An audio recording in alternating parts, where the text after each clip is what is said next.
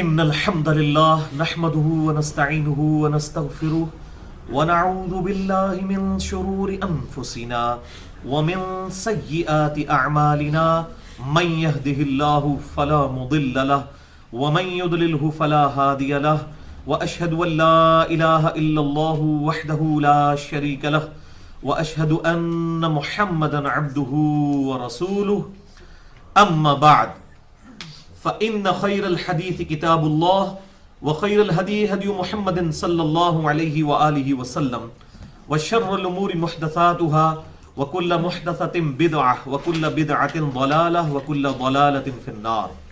أعوذ بالله السميع العليم من الشيطان الرجيم من همزه ونفخه ونفثه. بسم الله الرحمن الرحيم. رب اشرح لي صدري ويسر لي أمري واحلل عقدة من لساني يفقهوا قولي. بسم اللہ الرحمن الرحیم. ان اللہ وملائکته یصلون علی النبی یا ایہا الذین آمنوا صلوا علیہ وسلموا تسلیما. اللہم صل علی محمد وعلی آل محمد کما صلیت علی ابراہیم وعلی آل ابراہیم انک حمید مجید. اللہم بارک علی محمد وعلی آل محمد کما بارکت علی ابراہیم وعلی آل ابراہیم انک حمید مجید. الحمدللہ آج 23 اور 24 جنوری 2016 کی درمیانی رات اور ہفتے کے دن میں ہم انشاءاللہ تعالی قرآن کلاس نمبر 204 میں سورہ بنی اسرائیل کی آیت نمبر 86 سے لے کر 97 تک کے کانٹیکسٹ میں اپنی اسی گفتگو کو آگے لے کر چلیں گے جس پہ پچھلی ہماری 2 کنزیکٹیو نشستیں الحمدللہ ہو چکی ہیں اور یہ ملا کر تقریباً 150 منٹ کی گفتگو ریکارڈ ہو چکی ہے. مسئلہ نمبر 131A اور مسئلہ نمبر 131B کے عنوان سے، جس کا ٹاپک تھا معجزات اور کرامات کی حقیقت اور اہمیت قرآن حکیم اور صحیح الاسناد احادیث کی روشنی میں. اور ان 150 منٹوں کا جو خلاصہ ہے وہ 2 علمی پوائنٹس کی شکل میں شروع میں بیان کر دیتا ہوں 2-4 منٹ میں، تاکہ ہماری آج کی گفتگو کے ساتھ اس کا ربط بن جائے. پوائنٹ نمبر 1، معجزات جنہیں ہم انگلش میں میریکلز کہتے ہیں، اور کرامات، بلیسنگز، اللہ تعالیٰ کا خاص کرم ہو، یہ خالصتاً اللہ تعالیٰ کے اختیار میں ہے.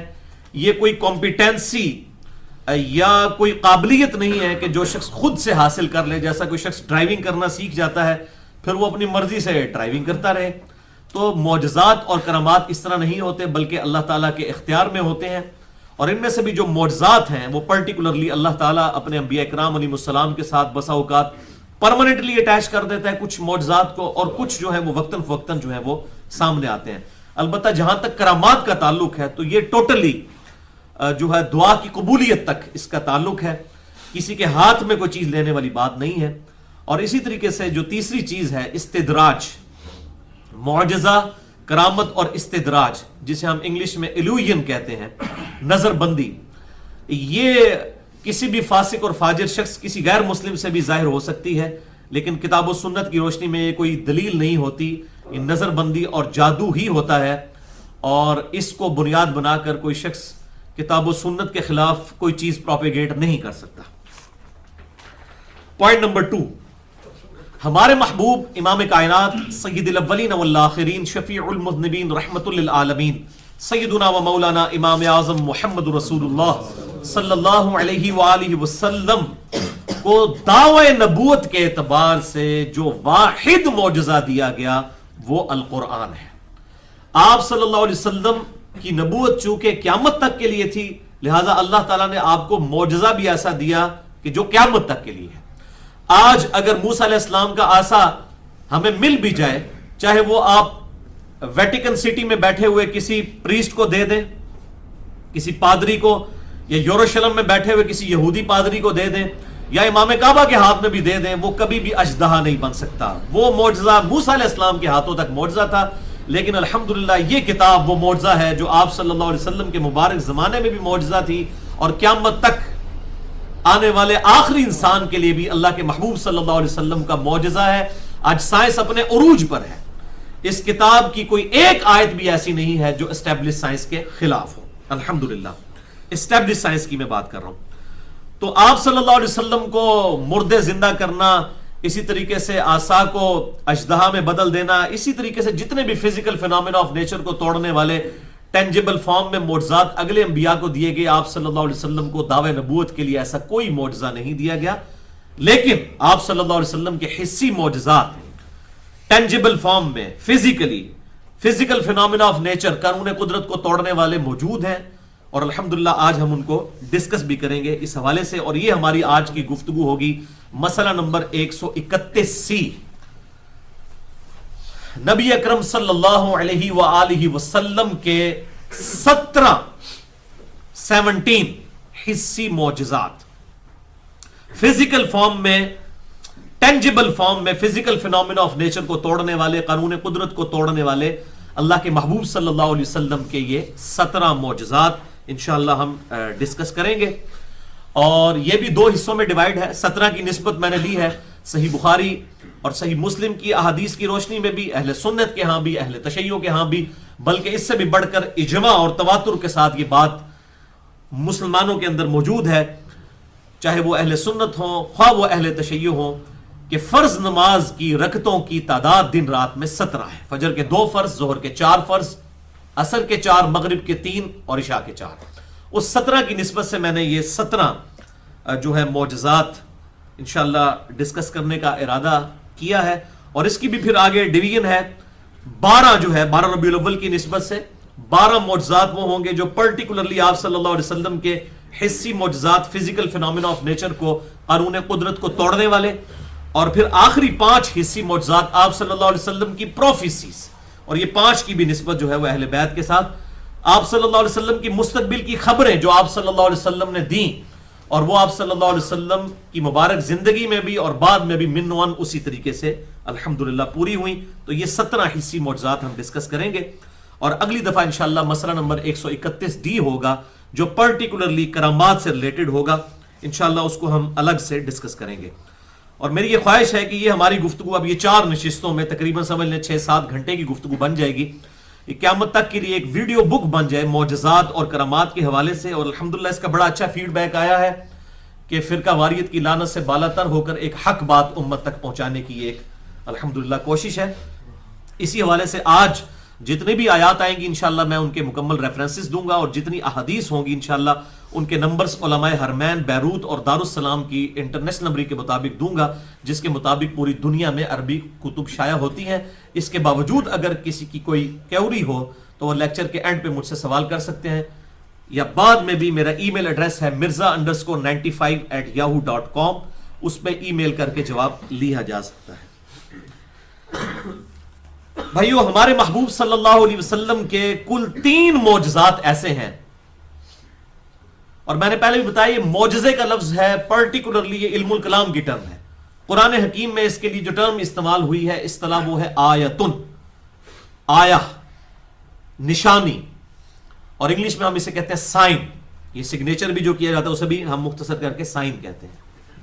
تو آپ صلی اللہ علیہ وسلم کے 3 معجزات ایسے ہیں جن کا ذکر قرآن حکیم کے اندر آیا ہے. 3 معجزات.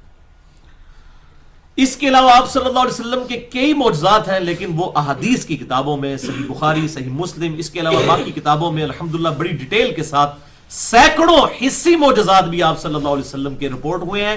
لیکن دعوے نبوت کرنے والا جو معجزہ ہے وہ صرف ایک ہے، اور وہ ہے قرآن حکیم. اور اس کی ٹیکنیکل ریزن یہ ہے کہ آج ہم آپ صلی اللہ علیہ وسلم کے کسی معجزے کی ویڈیو کسی کو نہیں دکھا سکتے. تو معجزہ تو ایسا ہونا چاہیے، اگر آپ کی نبوت قیامت تک کے لیے الحمدللہ، تو معجزہ بھی قیامت تک کے لیے ہونا چاہیے، اور وہ القرآن کی شکل میں ہمارے پاس الحمدللہ موجود ہے.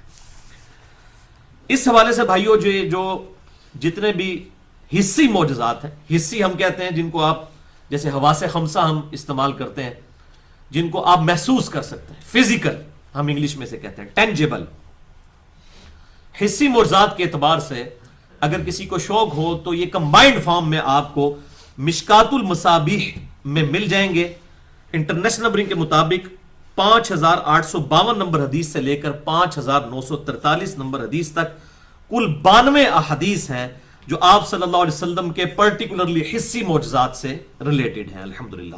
اور یہ 92 کی نسبت بھی جو ہے محمد صلی اللہ علیہ وسلم کے حروف ابجد 92 ہے، اور ہمارے پاکستان کا بھی کنٹری کوڈ جو ہے وہ 92 ہے. یہ حروف ابجد سے ہمیں کوئی چڑ نہیں ہے، ایک لینگویج ہے. اس کے تعویذ لکھنا وہ ایک الگ غلط چیز ہے، اس کو ہم کنڈیم کرتے ہیں. میرا پورا لیکچر اس پہ ریکارڈ ہے مسئلہ نمبر 109 کے نام سے. لیکن یہ ایک لینگویج ہے جس طرح باقی لینگویجز موجود ہیں دنیا کے اندر. تو یہ مشکات المصابیح الحمدللہ انسائکلوپیڈیا آف حدیث ہے، اس لیے میں نے اس پہ الگ سے پورا لیکچر بھی دیا ہے. مسئلہ نمبر 111 مشکات المصابیح کا مکمل تعارف. اب آپ کے پاس بخاری، مسلم، ابو داؤد، ترمذی، نسائی، ابن ماجہ یہ ساری کتابیں نہ بھی ہوں، صرف مشکات موجود ہو تو الحمدللہ آج بھی جتنی احادیث آئیں گی آپ حیران ہوں گے کہ وہ سب کی سب احادیث چاہے وہ مختلف کتابوں میں ہیں لیکن وہ سب کی سب احادیث الحمدللہ مشکات میں بھی موجود ہیں. اور میں نے یہ جو آج کے لیے 17 حصی معجزات سلیکٹ کیے ہیں، یہ سب کی سب احادیث جو ہیں وہ صحیح بخاری اور صحیح مسلم سے. کوئی حدیث میں نے اس سے باہر نہیں لی تاکہ الحمدللہ وہ صحیح اور ضعیف کا چکر بھی ختم ہو جائے. اس حوالے سے 100% احادیث آج جتنی ڈسکس ہوں گی وہ صحیح بخاری اور صحیح مسلم سے انشاءاللہ ڈسکس ہوں گی. اس کے علاوہ بھائیوں ہمارے محدثین رحمہم اللہ نے الگ سے بھی کتابیں لکھی ہیں. اسی حوالے سے اس امت میں بہت بڑا کام کیا ہے. 5ویں صدی ہجری کے اندر ایک بہت بڑے محدث گزرے ہیں امام حاکم، جنہوں نے المستدرک للحاکم لکھی ہے، المتوفى 405 ہجری. ان کے لائق ترین شاگرد گزرے ہیں 5ویں صدی ہجری کے اندر، اور ان کا نام تھا امام ابو بکر احمد بن علی بن حسین البیہقی، جنہیں مشہور امام البیہقی کہا جاتا ہے. المتوفى 458 ہجری. انہوں نے تقریباً آج سے 1000 سال قبل ایک کتاب لکھی. اس کتاب کا نام ہے دلائل النبوہ، یعنی نبوت کو جسٹیفائی کرنے والی کتاب، کہ ہم پروفٹ صلی اللہ علیہ وسلم کے بارے میں جو کلیم کرتے ہیں کہ یہ اللہ کے پیغمبر ہیں تو ہمارے پاس دلائل کیا ہیں. اس کانٹیکسٹ میں انہوں نے 3286 احادیث جمع کی ہیں دلائل النبوہ کتاب کے اندر.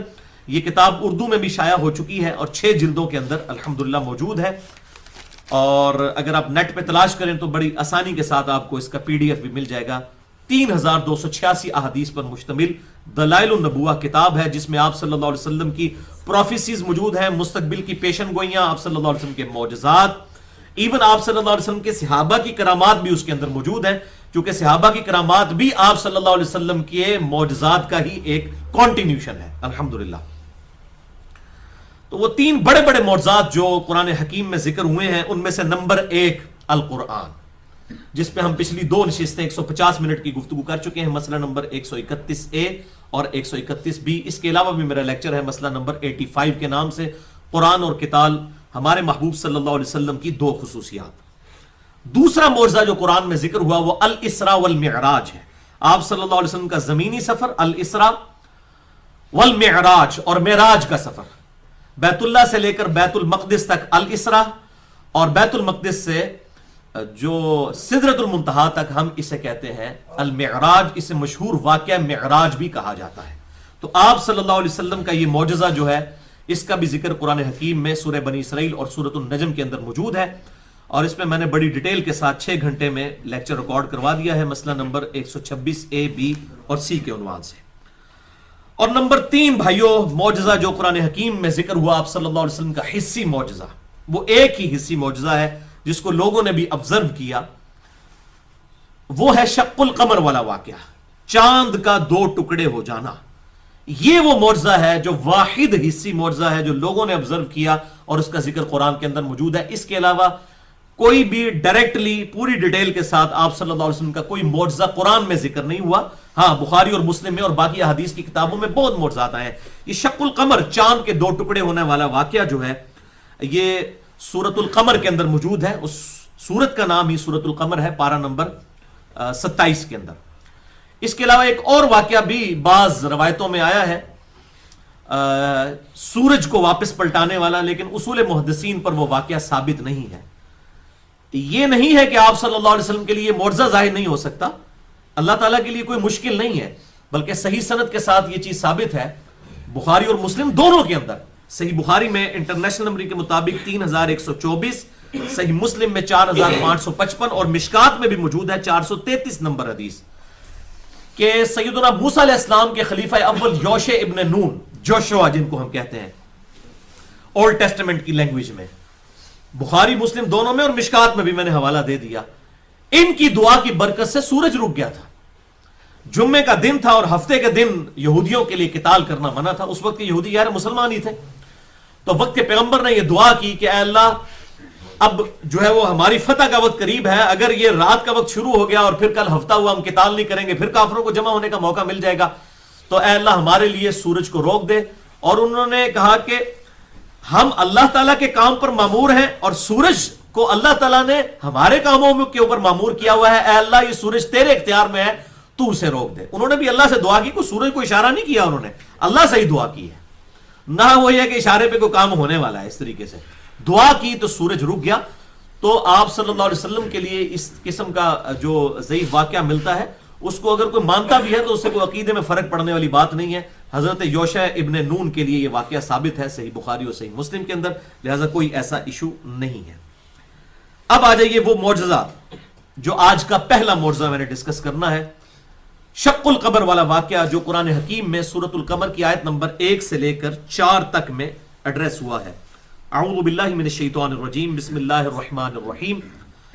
इक़्तरबतिस साअह, करीब आ गई क़यामत, वनशक्कल कमर, और 2 टुकड़े हो गया चांद। यह क़यामत की निशानियों में से एक निशानी है, आप सल्लल्लाहु अलैहि वसल्लम के मुबारक जमाने में चांद का 2 टुकड़े हो जाना, क्योंकि आप सल्लल्लाहु अलैहि वसल्लम भी क़यामत की एक निशानी है, क्योंकि आपके बाद तो अब कोई पैगंबर नहीं आना, अब क़यामत ही आनी है। इसीलिए सही मुस्लिम में हदीस है इंटरनेशनल नंबर के मुताबिक 2005 नंबर कि आप सल्लल्लाहु अलैहि वसल्लम जब भी कोई तकरीर फरमाया करते थे, चाहे जुम्मे का खुतबा हो, ईद का खुतबा हो, तो आप सल्लल्लाहु अलैहि वसल्लम अपनी ये 2 उंगलियां जोड़कर बुलंद फरमाया करते, शहादत की उंगली और दरमियान वाली उंगली, और कहा करते कि अल्लाह ताला ने मुझे और क़यामत को इस तरह साथ भेजा है जिस तरह ये 2 उंगलियां। तो आप सल्लल्लाहु अलैहि वसल्लम भी क़यामत की खबर है, और ये आप सल्लल्लाहु अलैहि वसल्लम के मुबारक जमाने में चांद का 2 टुकड़े होना, यह क़यामत की खबर है। तो अल्लाह ताला फरमाता है करीब आ गई क़यामत और 2 टुकड़े हो गया चांद। व इन यरौ आयतैन युरिदू व यक़ूलू सिहरुम मुस्तमिर, जब भी ये काफिर कोई निशानी देखते हैं तो ये कहते हैं कि ये तो खुला जादू है, और वो उस निशानी से मुंह भी फेर लेते हैं। वकज़्ज़बू वत्तबऊ अहवाअकुम, और उन्होंने हमारे महबूब सल्लल्लाहु अलैहि वसल्लम के लिए जो निशानी जाहिर हुई इसको भी झुटलाया और अपनी ख्वाहिश नफ्स की पैरवी की। वकुल्लु अम्रिन मुस्तकिर, और हर काम के लिए एक अंजाम मुकर्रर है, यानी हमारे पैगंबर का इनकार करोगे तो इसका अंजाम आने वाला है तुम्हारे लिए अजाब की शक्ल में। वलक़द जाअहुम मिनल अंबाइ मा फीहि मुज़दजर, और पहुंच चुकी हैं इनके पास अगली कौमों की तबाही की खबरें, जो कि बड़ी इबरत वाली खबरें हैं। तो डर जाओ, हमारे महबूब सल्लल्लाहु अलैहि वसल्लम का इनकार ना करो, वरना तुम पर भी वो अजाब आएगा। और वो अल्टीमेटली अजाब जो है किताल की शक्ल में मुसलमानों के हाथों से उन काफरों पर अल्लाह ताला ने तोड़वाया। इसी की डिटेल सही बुखारी और सही मुस्लिम दोनों के अंदर मौजूद है। शक्कुल कमर वाले वाक़े की सही बुखारी में इंटरनेशनल नंबर के मुताबिक 3636 और 3868, और सही मुस्लिम में 7071 से लेकर 7079 तक कुल 9 अहदीस शक्कुल कमर वाले वाक़े पे सही मुस्लिम में मौजूद है, और मिशकात में 5854 और 5855, और ये कम अज कम 4 सहाबा से ये अहदीस रवायत हुई हैं। सैयदुना अब्दुल्लाह इब्न मसऊद, सैयदुना अब्दुल्लाह इब्न अब्बास, सैयदुना अब्दुल्लाह इब्न उमर और सैयदुना अनस इब्न मालिक रज़ियल्लाहु अन्हुम अजमईन व अलैहिमुस्सलाम। और इनमें अब्दुल्लाह इब्न मसूद वो हैं जो पहले 10 मुसलमानों में से, क्योंकि बाज मुनकरीन हदीस ने इतराज किया कि इसमें तो इब्न अब्बास रवायत कर रहे हैं, इब्न अब्बास तो उस वक्त पैदा ही नहीं हुए थे, तो इब्न अब्बास कोई अकेले नहीं है रवायत करने वाले, इब्न मसऊद भी वो रवायत करने वाले हैं जिन्होंने ये वाक़या खुद देखा है। और ये बुखारी और मुस्लिम का मैं हवाला दे चुका, उसमें ही मौजूद है। इब्न अब्बास कहते हैं कि मुशरिकीन अरब ने आप सल्लल्लाहु अलैहि वसल्लम से कहा कि अपनी नबूवत की कोई निशानी आपके लिए जाहिर की जाए, तो अल्लाह तबारक व तआला ने, हम मिना में मौजूद थे, चांद को 2 टुकड़े फरमा दिया, और हीरा पहाड़ उसके दरमियान में था, एक टुकड़ा उसके दाईं तरफ, एक उसके बाईं तरफ हो गया। और ये मंजर मुसलमानों ने, काफिरों ने, सब ने देखा। उस वक्त अल्लाह के महबूब सल्लल्लाहु अलैहि वसल्लम ने इरशाद फरमाया, इशहदू, गवाह हो जाओ इस बात के ऊपर कि अल्लाह ताला ने मेरे लिए ये मौजज़ा जाहिर फरमा दिया। اس میں کئی الفاظ نہیں کہ آپ نے یوں انگلی سے اشارہ کیا اور وہ دو ٹکڑے ہوئے، اس طرح کا کوئی معاملہ نہیں ہوا. آپ صلی اللہ علیہ وسلم کی دعا کی برکت سے اللہ تعالیٰ نے ایک معاملہ ظاہر فرما دیا. لیکن ظاہر ہے کہ منہ مانگا معجزہ نہیں تھا، بس انہوں نے ایک تھریٹیکلی ایک بات کی تھی کہ ہمیں کوئی معجزہ دکھائیں تو وہ دکھایا. اگر منہ مانگا ہوتا تو اسی وقت عذاب آ جاتا. یہ ایک معجزہ ہے جو اس حوالے سے ذکر ہوا. باقی دعوی نبوت کرنے والا معجزہ صرف قرآن ہے قیامت تک کے لیے آپ صلی اللہ علیہ وسلم کا.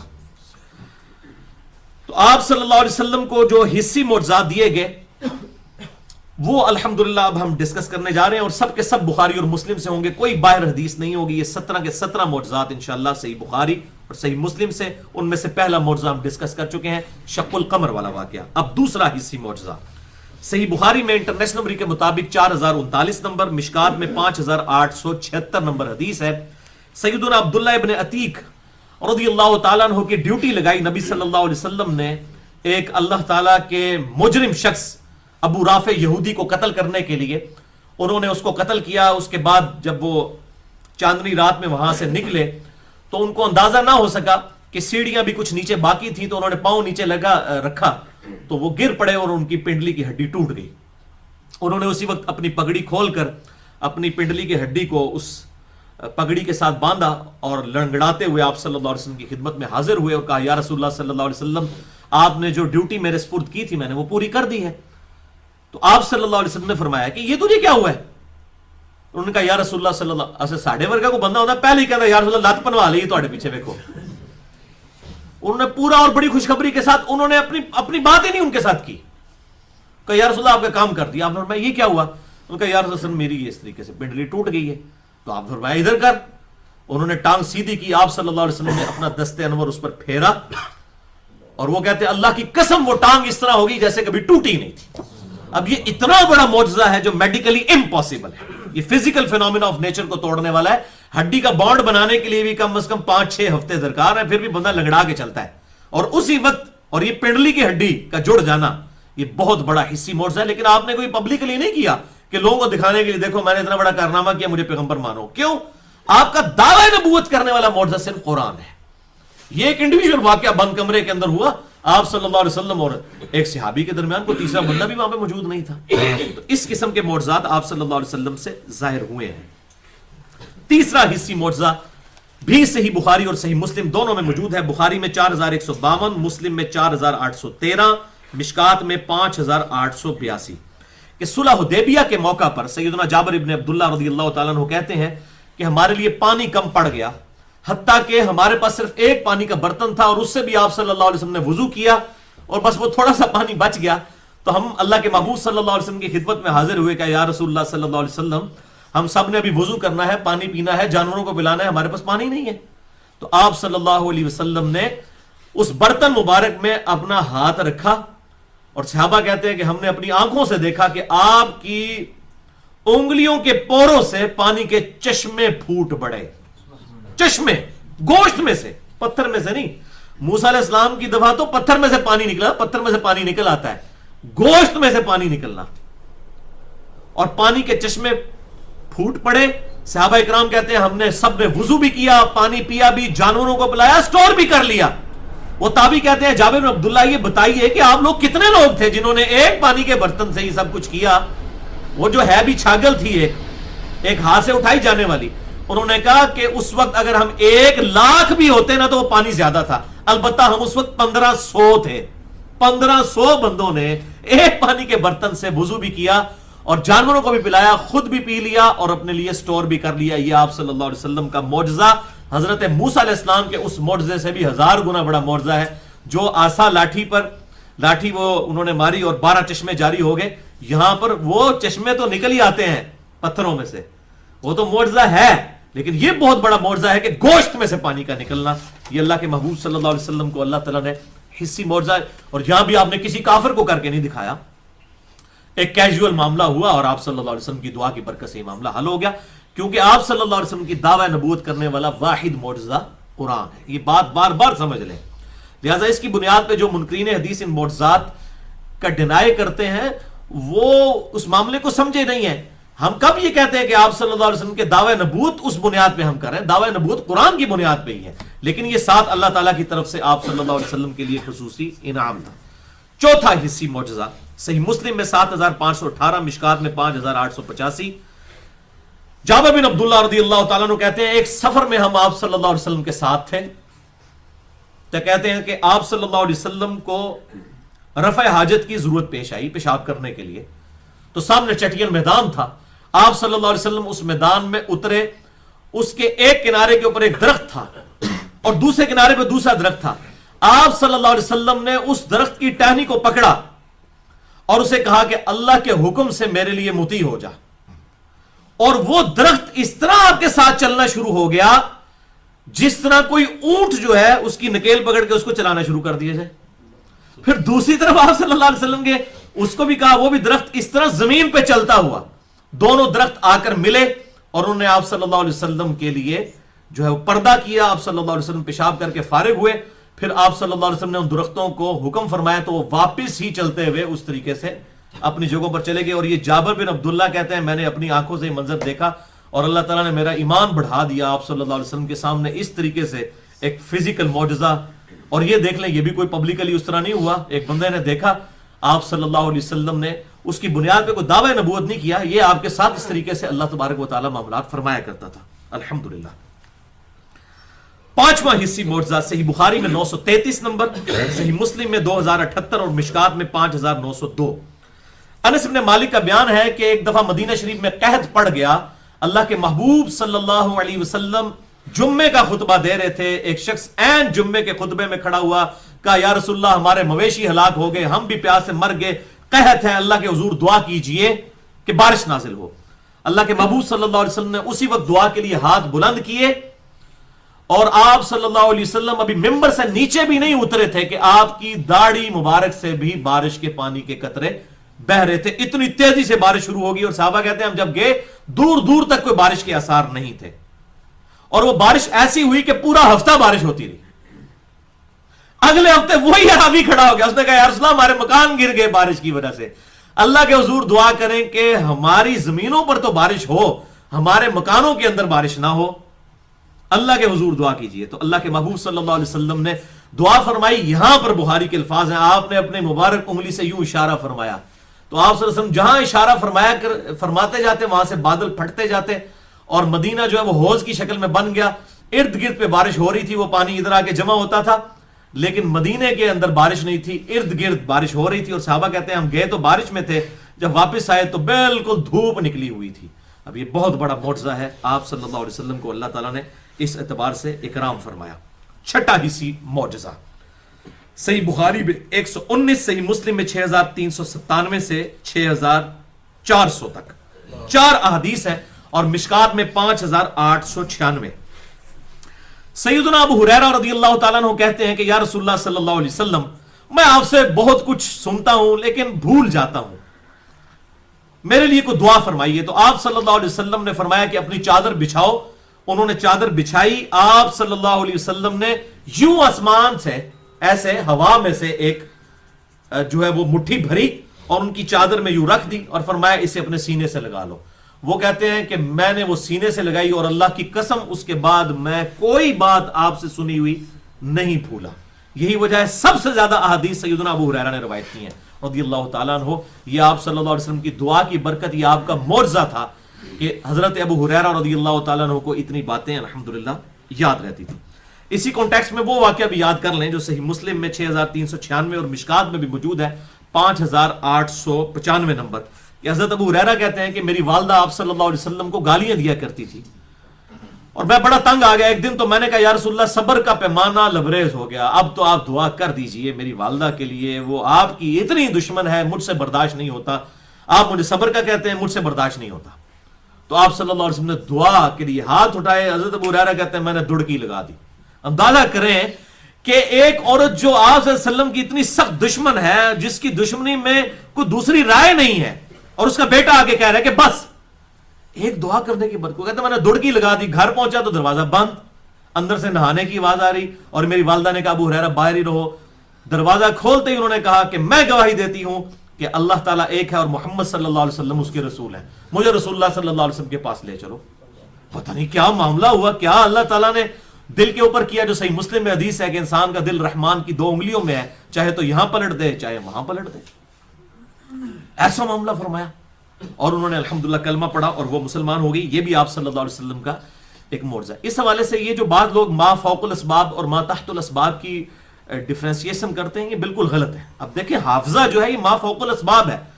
یہ حافظہ کوئی ایسی چیز نہیں جو آپ پیسے دے کے خرید سکیں، اسباب میں تو داخل ہی نہیں ہے چیز. دنیا کی کوئی دعائی آپ کا حافظہ نہیں صحیح کر سکتی کہ آپ جو یاد رکھیں وہ اگر یہ ہونا شروع ہو جائے تو معاملہ ہی آسان ہو جائے کہ آپ دعائی کسی کو کھلائیں اور وہ جو بات اس کے سامنے وہ بھولے ہی نہ.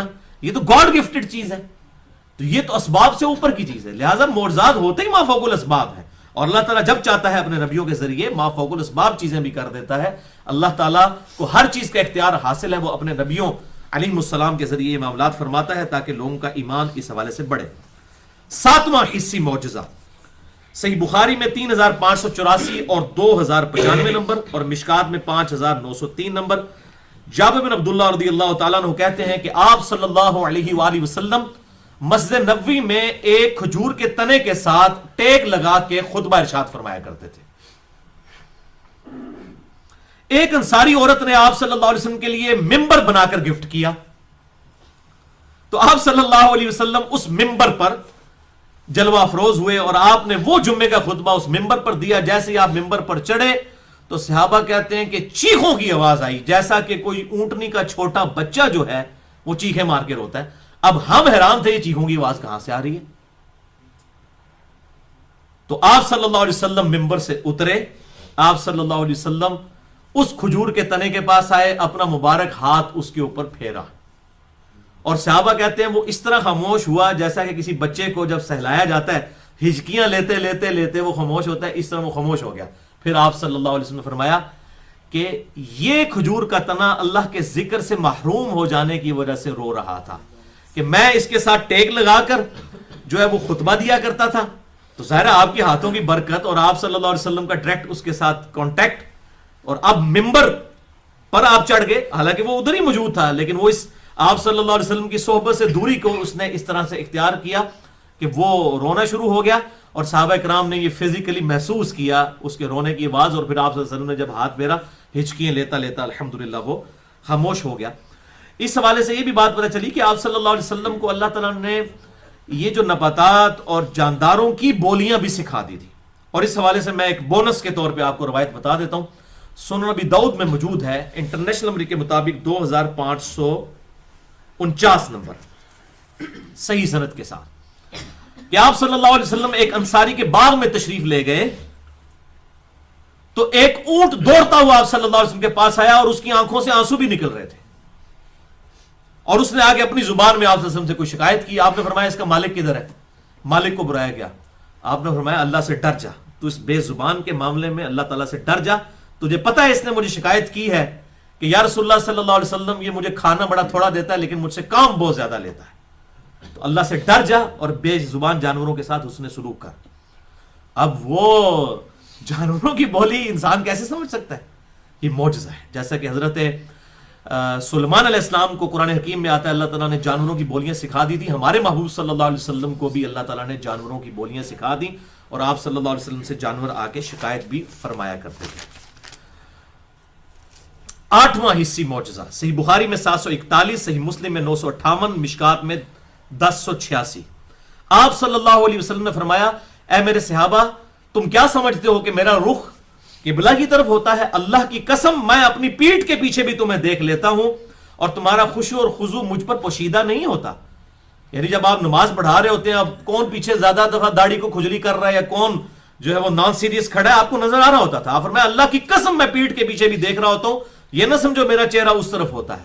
تمہارا خشوع اور خضوع مجھ پر پوشیدہ نہیں ہوتا. اپنے رکوع اور سجدے پوری طرح ادا کیا کرو.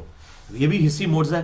یعنی ان دو آنکھوں سے ہمیں تو 180 ڈگری کا ویژن بھی بڑی مشکل سے نظر آتا ہے اور اللہ کے محبوب صلی اللہ علیہ وسلم کو 360 ڈگری کا ویژن نظر آتا تھا. پیچھے بھی آپ دیکھتے تھے، یہاں آنکھ مبارک کوئی نہیں تھی، انہی دو آنکھوں کے ساتھ آپ کو پیچھے بھی نظر آتا تھا. اور اس طرح کے کئی واقعات ہیں کہ آپ صلی اللہ علیہ وسلم کے پیچھے بھی کوئی آ رہا ہوتا تھا تو آپ کہتے تھے فلاں آ رہا ہے، آپ دیکھ لیتے تھے. جیسا کہ وہ جامعہ ترمذی میں حدیث ہے جو حذیفہ ابن یمان رات کے اندھیرے میں حضور کے پیچھے آ رہے تھے. آپ فرمایا کون؟ حذیفہ ہے. کہ یا رسول اللہ ہاں. فرمایا اللہ تجھے اور تیری ماں کو بخشے, آج میرے پاس وہ فرشتہ آیا کہ جو آج سے پہلے کبھی نازل نہیں ہوا, اور اس نے مجھے خبر دی ہے کہ میری بیٹی فاطمہ جنتی عورتوں کی سردار اور میرے بیٹے حسن و حسین جنتی نوجوانوں کے سردار ہیں. یہ اس حدیث میں بھی. اسی طریقے سے وہ جو صحیح بخاری اور مسلم میں حدیث ہے, ایک صحابی ابو بکرہ, ایک ہے ابو بکرہ رضی اللہ تعالیٰ عنہ, وہ آپ صلی اللہ علیہ وسلم کے پیچھے جماعت میں رکوع کی حالت میں شامل ہو کر چلتے ہوئے رکوع کی حالت میں چلتے چلتے صف میں آئے, تو آپ صلی اللہ علیہ وسلم نے ان کو فرمایا کہ میں نے تیرا شوق دیکھ لیا ہے, لیکن سکون کے ساتھ آؤ, نماز میں جو چیز ملے اس کو پاؤ, اس کے بعد اپنی نماز جو بھی معاملہ ہے وہ کرو. جس سے لوگوں نے جو ہے وہ رکعت ملنے والا معاملہ اخذ کیا, حالانکہ امام بخاری نے رد لکھا ہے, اس میں تو آگے الفاظ ہیں آندہ ایسے نہ کرنا. آپ صلی اللہ علیہ وسلم نے اس میں کہیں یہ ذکر بھی نہیں انہوں نے ایک اور رکعت ملائی تھی یا نہیں ملائی تھی, وہ تو امبیگوس چیز ہے. امبیگوس چیز, مبہم چیز کے اوپر ایک رزلٹ نکال لینا. رکوع میں رکعت نہیں ملتی جب تک کہ کوئی سورۃ الفاتحہ پڑھ کے رکوع میں شامل نہ ہو. اس زمانے میں ہو بھی جاتے تھے لوگ, اتنے لمبے رکوع ہوا کرتے تھے آپ صلی اللہ علیہ وسلم کے, تو فاتحہ پڑھ کے بھی لوگ شامل ہو سکتے تھے. تو وہ بھی آپ صلی اللہ علیہ وسلم نے پیچھے سے اس لیے دیکھ لیا کہ آپ کو پیچھے نظر آتا تھا. تو یہ آپ صلی اللہ علیہ وسلم کا بہت بڑا حصی معجزہ. 9واں معجزہ صحیح بخاری میں 3579, مشکات میں 5910. دیکھ لے کوئی معجزہ بھی بخاری اور مسلم سے باہر نہیں ہے, اور سب کے سب مشکات میں بھی موجود ہے. سیدنا عبداللہ ابن مسعود رضی اللہ تعالیٰ عنہ کہتے ہیں کہ ایک سفر کے دوران پانی کم پڑ گیا, تو آپ صلی اللہ علیہ وسلم کی خدمت میں پانی کا کٹورا پیش کیا گیا, اور میں نے اپنی آنکھوں سے دیکھا کہ آپ کی مبارک انگلیوں سے پانی کے چشمے جاری ہوئے, جس سے صحابہ اکرام نے وضو کیا. اور پھر ابن مسعود کہتے ہیں میں نے خود دیکھا کہ ہم جب آپ کے ساتھ کھانا کھایا کرتے تھے تو ہمیں کھانے کی تسبیح کی آواز بھی آیا کرتی تھی, کھانے کی تسبیح کی.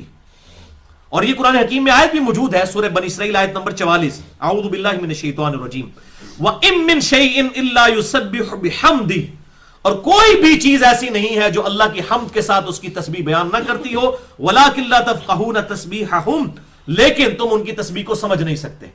جب پیغمبر موجود ہو تو اللہ تعالیٰ بسا اوقات سنوا بھی دیتا تھا. وہ کہتے ہیں ہم نے خود سنا کھانا کھاتے. آپ ذرا امیجن کریں, آپ کھانا کھا رہے ہوں اور لقمہ آپ کے منہ میں جا رہا ہو, اس میں سے سبحان اللہ و بحمدی کی آواز آ رہی ہو, تو آپ کا ایمان کس لیول پہ ہوگا. یہی وجہ سے صحابہ کرام کا ایمان کس ایپیکس اور چوٹی پہ ہوتا تھا. انہوں نے فزیکلی اس طرح کے حصی معجزات آپ صلی اللہ علیہ وسلم کے دیکھے ہوئے تھے. 10واں حصی معجزہ صحیح بخاری میں 4101, صحیح مسلم میں 5315, مشکات میں بھی موجود ہے 5877.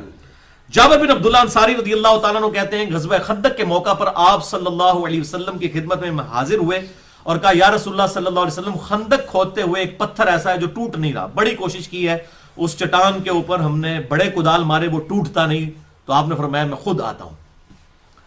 اب آپ صلی اللہ علیہ وسلم خود بنفس نفیس تشریف لائے, اور صحابہ کہتے ہیں کہ ہم نے دیکھا کہ آپ صلی اللہ علیہ وسلم کے پیٹ مبارک پہ پتھر بھوک کی وجہ سے تھے, بندھے ہوئے, پتھر بندھے ہوئے تھے تاکہ پیٹ کو سہارا ہو جائے. آپ صلی اللہ علیہ وسلم نے ایک کدال ماری اور وہ پوری چٹان ریت کی طرح ایسے بیٹھ گئی.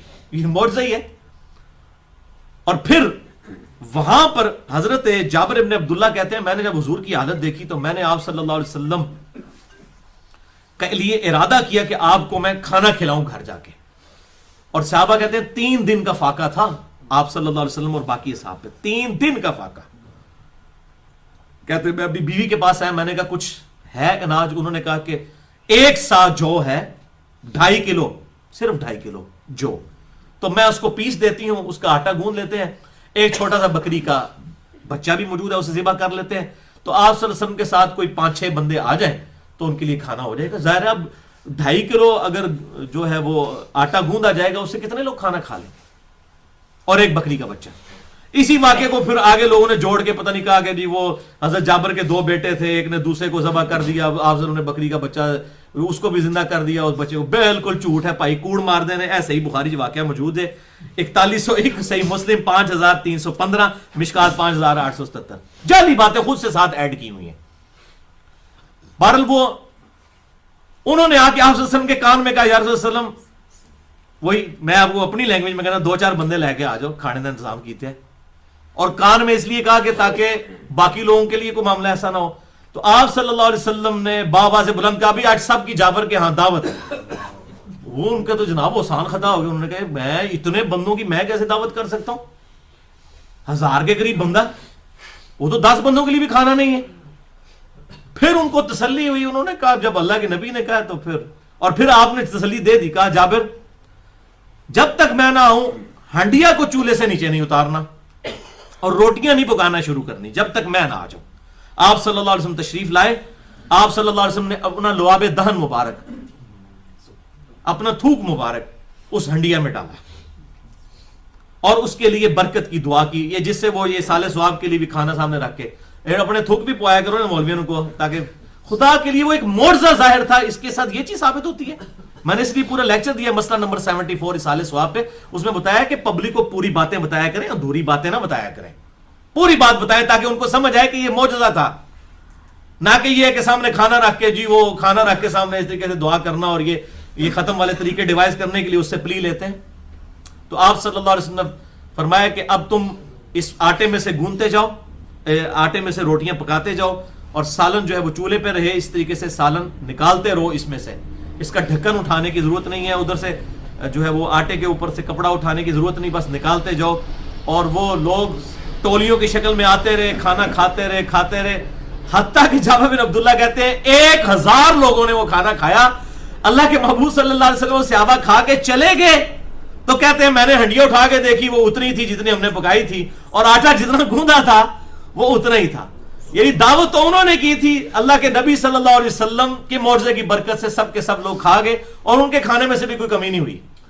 اب اس سے یہ بات پتہ چلی کہ یہ سب کے سب جو آپ کا فقر تھا نا, آپ کا وہ اختیاری تھا. اگر اللہ کے حضور دعا کرتے تو یہ سارے معاملات آپ کے لیے کھل جاتے. یہ فقر اختیاری تھا, جو بخاری اور مسلم میں آتا ہے کہ آپ کے جسم مبارک پہ چٹائی کے نشان دیکھ کر سیدنا ابو بکر علیہ السلام رضی اللہ تعالیٰ عنہ رو پڑے. ان کا یا رسول اللہ علیہ وسلم کیسر و کثرت دنیا کے مزے لوٹ رہے ہیں اور آپ کے اوپر بھی چادر نہیں تھی, اس لیے انہوں نے آپ کی کمر بھی دیکھ لی. تو آپ نے فرمایا عمر لگتا ہے ابھی دنیا کی حقیقت تجھ پہ نہیں کھلی ہے. حضرت عمر کو کہا جو دنیا سے زاہد تھے, وہ اسی لیے ہوا نا, اس طرح کی تربیت ہوئی تھی. اے عمر کیا اس بات پہ راضی نہیں ہو کہ کیسر و کثرت دنیا کے مزے لوٹے اور ہم آخرت کی سعادت, یہ دنیا کے مزے تو ختم ہو جانے والے, آخرت کی سعادت تو ہمیشہ رہنے والی ہے. یہ حدیث بخاری اور مسلم دونوں میں موجود ہے اور یہ بڑی رکت انگیز حدیث ہے. اس طرح کی 17 حدیثیں میں نے بخاری اور مسلم سے مسئلہ نمبر 51 میں بیان کی ہیں. رزق حرام کی مذمت, دنیا پرستی کا انجام اور اس کا علاج, مسئلہ نمبر 51 اہل سنت پاک.com پر. اللہ اکبر. تو یہ الحمدللہ 1000 لوگوں نے وہ کھانا کھایا اور وہ کھانا اسی طریقے سے رہا. 11واں حصی معجزہ, صحیح بخاری میں 6281, صحیح مسلم میں 6055 اور 6057 اور مشکات میں بھی موجود ہے 5788. ام سلیم کہتی ہیں, یہ ہم ویسے سلیم اردو میں کہتے ہیں, لفظ سلیم ہے عربی میں. ام سلیم کہتی ہیں کہ آپ یہ بڑھیا عورت تھیں, آپ صلی اللہ علیہ وسلم کبھی کبھار جیسے یہ محلے میں بھی کوئی بوڑھیاں ہوتی ہیں, لوگوں کا بڑا پیار محبت ہوتا ہے, تو آپ کی ماں کی جگہ ہی تھیں, وہاں جاتے تھے, کبھی آپ صلی اللہ علیہ وسلم کے لیے چٹائی بچھا دیا کرتی تھی, آپ وہاں پہ آرام فرمایا کرتے تھے. اور آپ صلی اللہ علیہ وسلم جب سویا کرتے تھے اس وقت آپ کو پسینہ بڑا آتا تھا. تو ہوا یہ کہ یہ ام سلیم جو ہے وہ آپ صلی اللہ علیہ وسلم کے ماتھے سے پسینہ پہنچ کے ایک چوڑے منہ والے برتن میں جمع کر رہی تھی. آپ کی آنکھ کھل گئی, آپ فرمایا ام سلیم یہ کیا کر رہی ہو؟ کہ یا رسول اللہ صلی اللہ علیہ وسلم آپ کا پسینہ مبارک بہترین خوشبو ہے, ہم اسے اپنے بچوں کے لیے عطر کے طور پر استعمال کرتے ہیں. تو آپ صلی اللہ علیہ وسلم نے فرمایا, اور اس میں الفاظ ہے کہ ہم اس سے برکت بھی حاصل کرتے ہیں. تو آپ صلی اللہ علیہ وسلم نے فرمایا اے ام سلیم تو نے بڑا ہی اچھا کام کیا, یعنی آپ نے اسے انڈورس بھی کر دیا کہ آپ صلی اللہ علیہ وسلم کے پسینہ مبارک یہ حصی معجزہ ہے. پسینہ تو چاہے سیدنا ابو بکر, عمر, عثمان و علی کا ہو یا میرا آپ کا ہو, خوشبو نہیں آ سکتی. یہ فزیکل فینامنا آف نیچر کو توڑنے والی چیز ہے. آپ صلی اللہ علیہ وسلم کے مبارک پسینے سے الحمدللہ خوشبو آیا کرتی تھی اور صحابہ کرام اسے ایز اے عطر بھی استعمال فرمایا کرتے تھے, سینٹ کے طور پر استعمال فرمایا کرتے تھے. الحمدللہ یہ بہت بڑا معجزہ ہے. بل آپ صلی اللہ علیہ وسلم کے تبرکات کے حوالے سے میں نے الگ سے بھی ایک لیکچر دیا ہے, مسئلہ نمبر 43 وسیلہ اور توسل کے صحیح احکام و مسائل, اور اسی طریقے سے مسئلہ نمبر 118 ہے آپ صلی اللہ علیہ وسلم کے پسینہ مبارک کے بارے میں, خون مبارک کے بارے میں, اسی اعتبار سے پیشاب کے بارے میں اہل سنت کا صحیح عقیدہ کیا ہے. 12واں حصی معجزہ, صحیح بخاری میں 2930, صحیح مسلم میں 4612, 4615, 4619, مشکات میں بھی موجود ہے 5888, 5899, 5890. یہ اتنے حوالے میں نے اس لیے دیے کہ بڑی امپورٹنٹ حدیث ہے. غزوہ حنین کے موقع پر آپ کو یاد ہوگا سورۃ التوبہ کے اندر بھی میں نے اس آیت کے اوپر ڈیٹیل سے ڈسکشن کی تھی.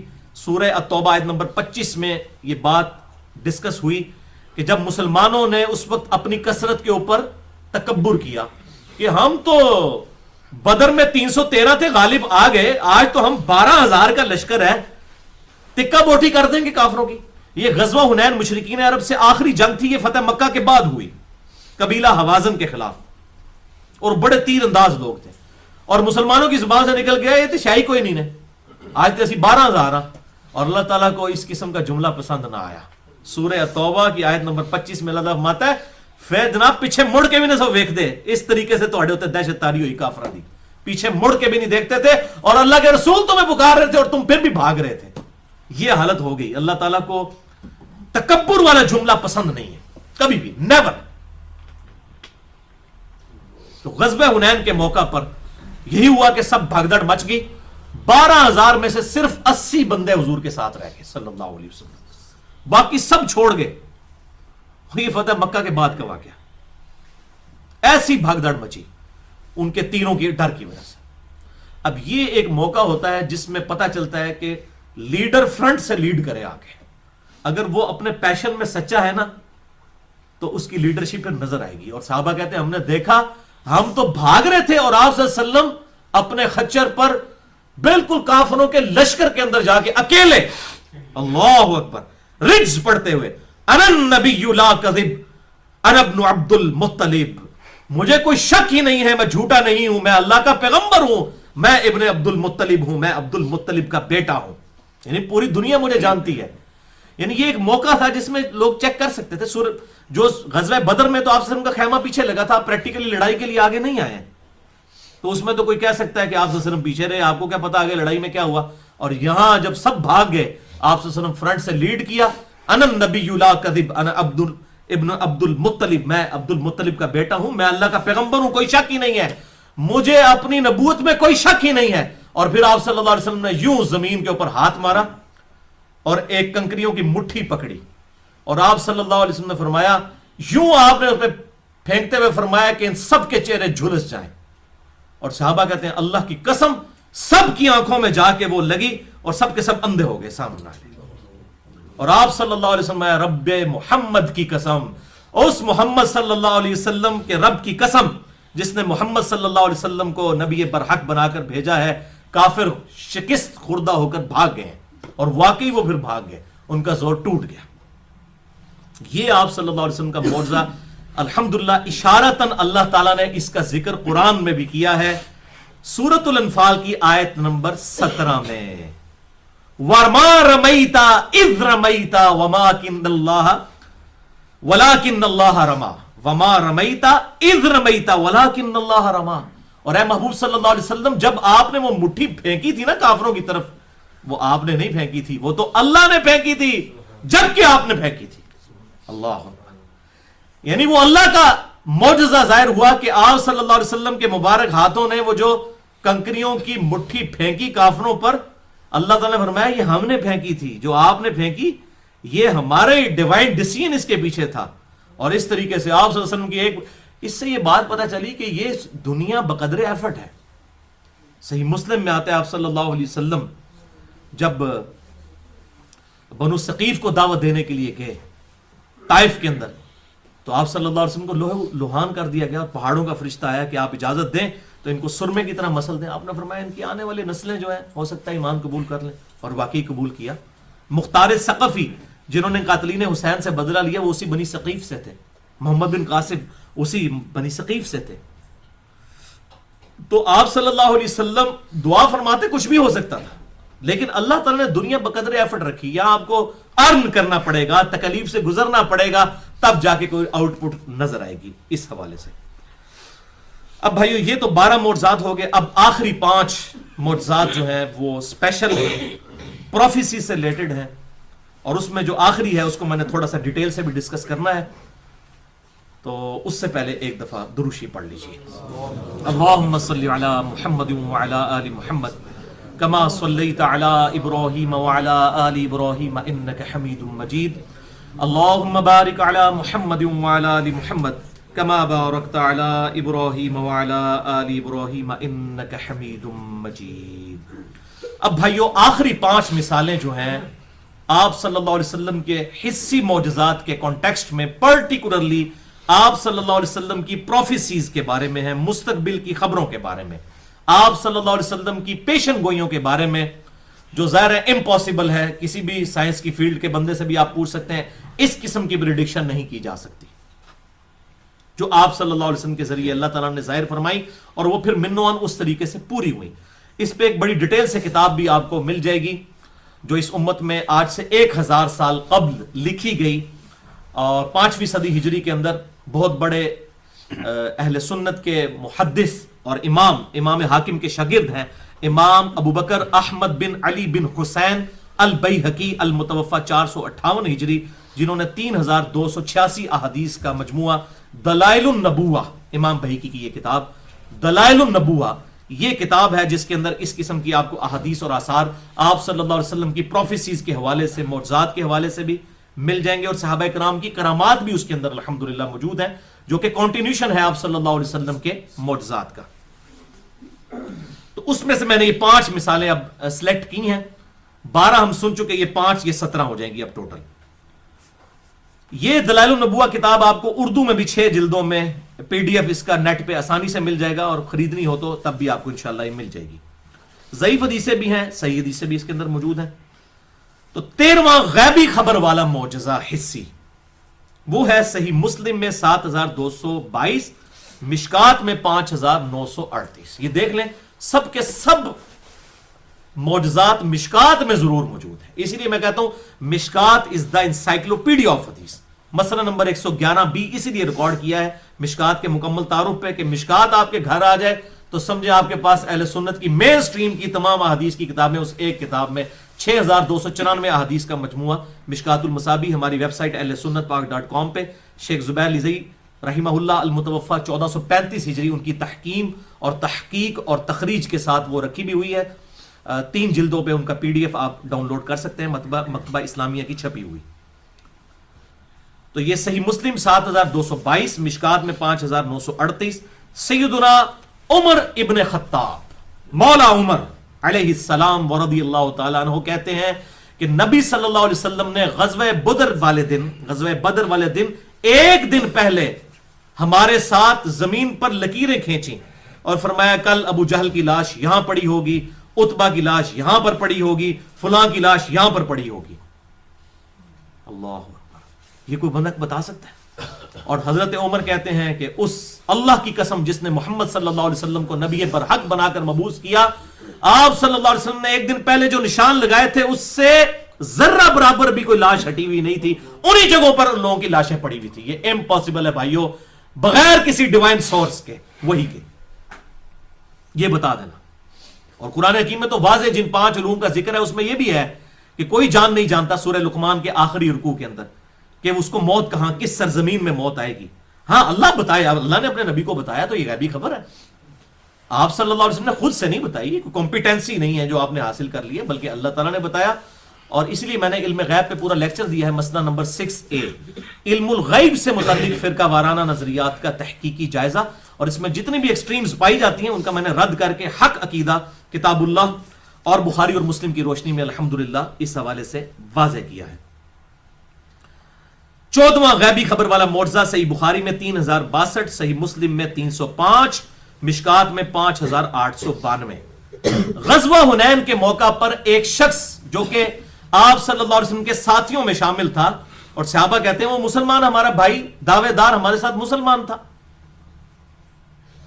آپ صلی اللہ علیہ وسلم نے اس کے بارے میں فرما دیا کہ یہ دوستی ہے، اور صحابہ کہتے ہیں وہ تو اتنی جو ہے وہ شجاعت کے ساتھ اور پیشن کے ساتھ لڑ رہا تھا کہ اس نے کتنے کافروں کو قتل کیا، قریب تھا کہ ہمارے دل وسوسے کا شکار ہو جاتے کہ اتنا نیک شخص جو اسلام کے لیے اس طرح لڑ رہا ہے، اس کو حضور کہہ رہے ہیں دوست کی، تو کہیں ایسا نہ ہو کہ یہ خبر ہی غلط نکلے۔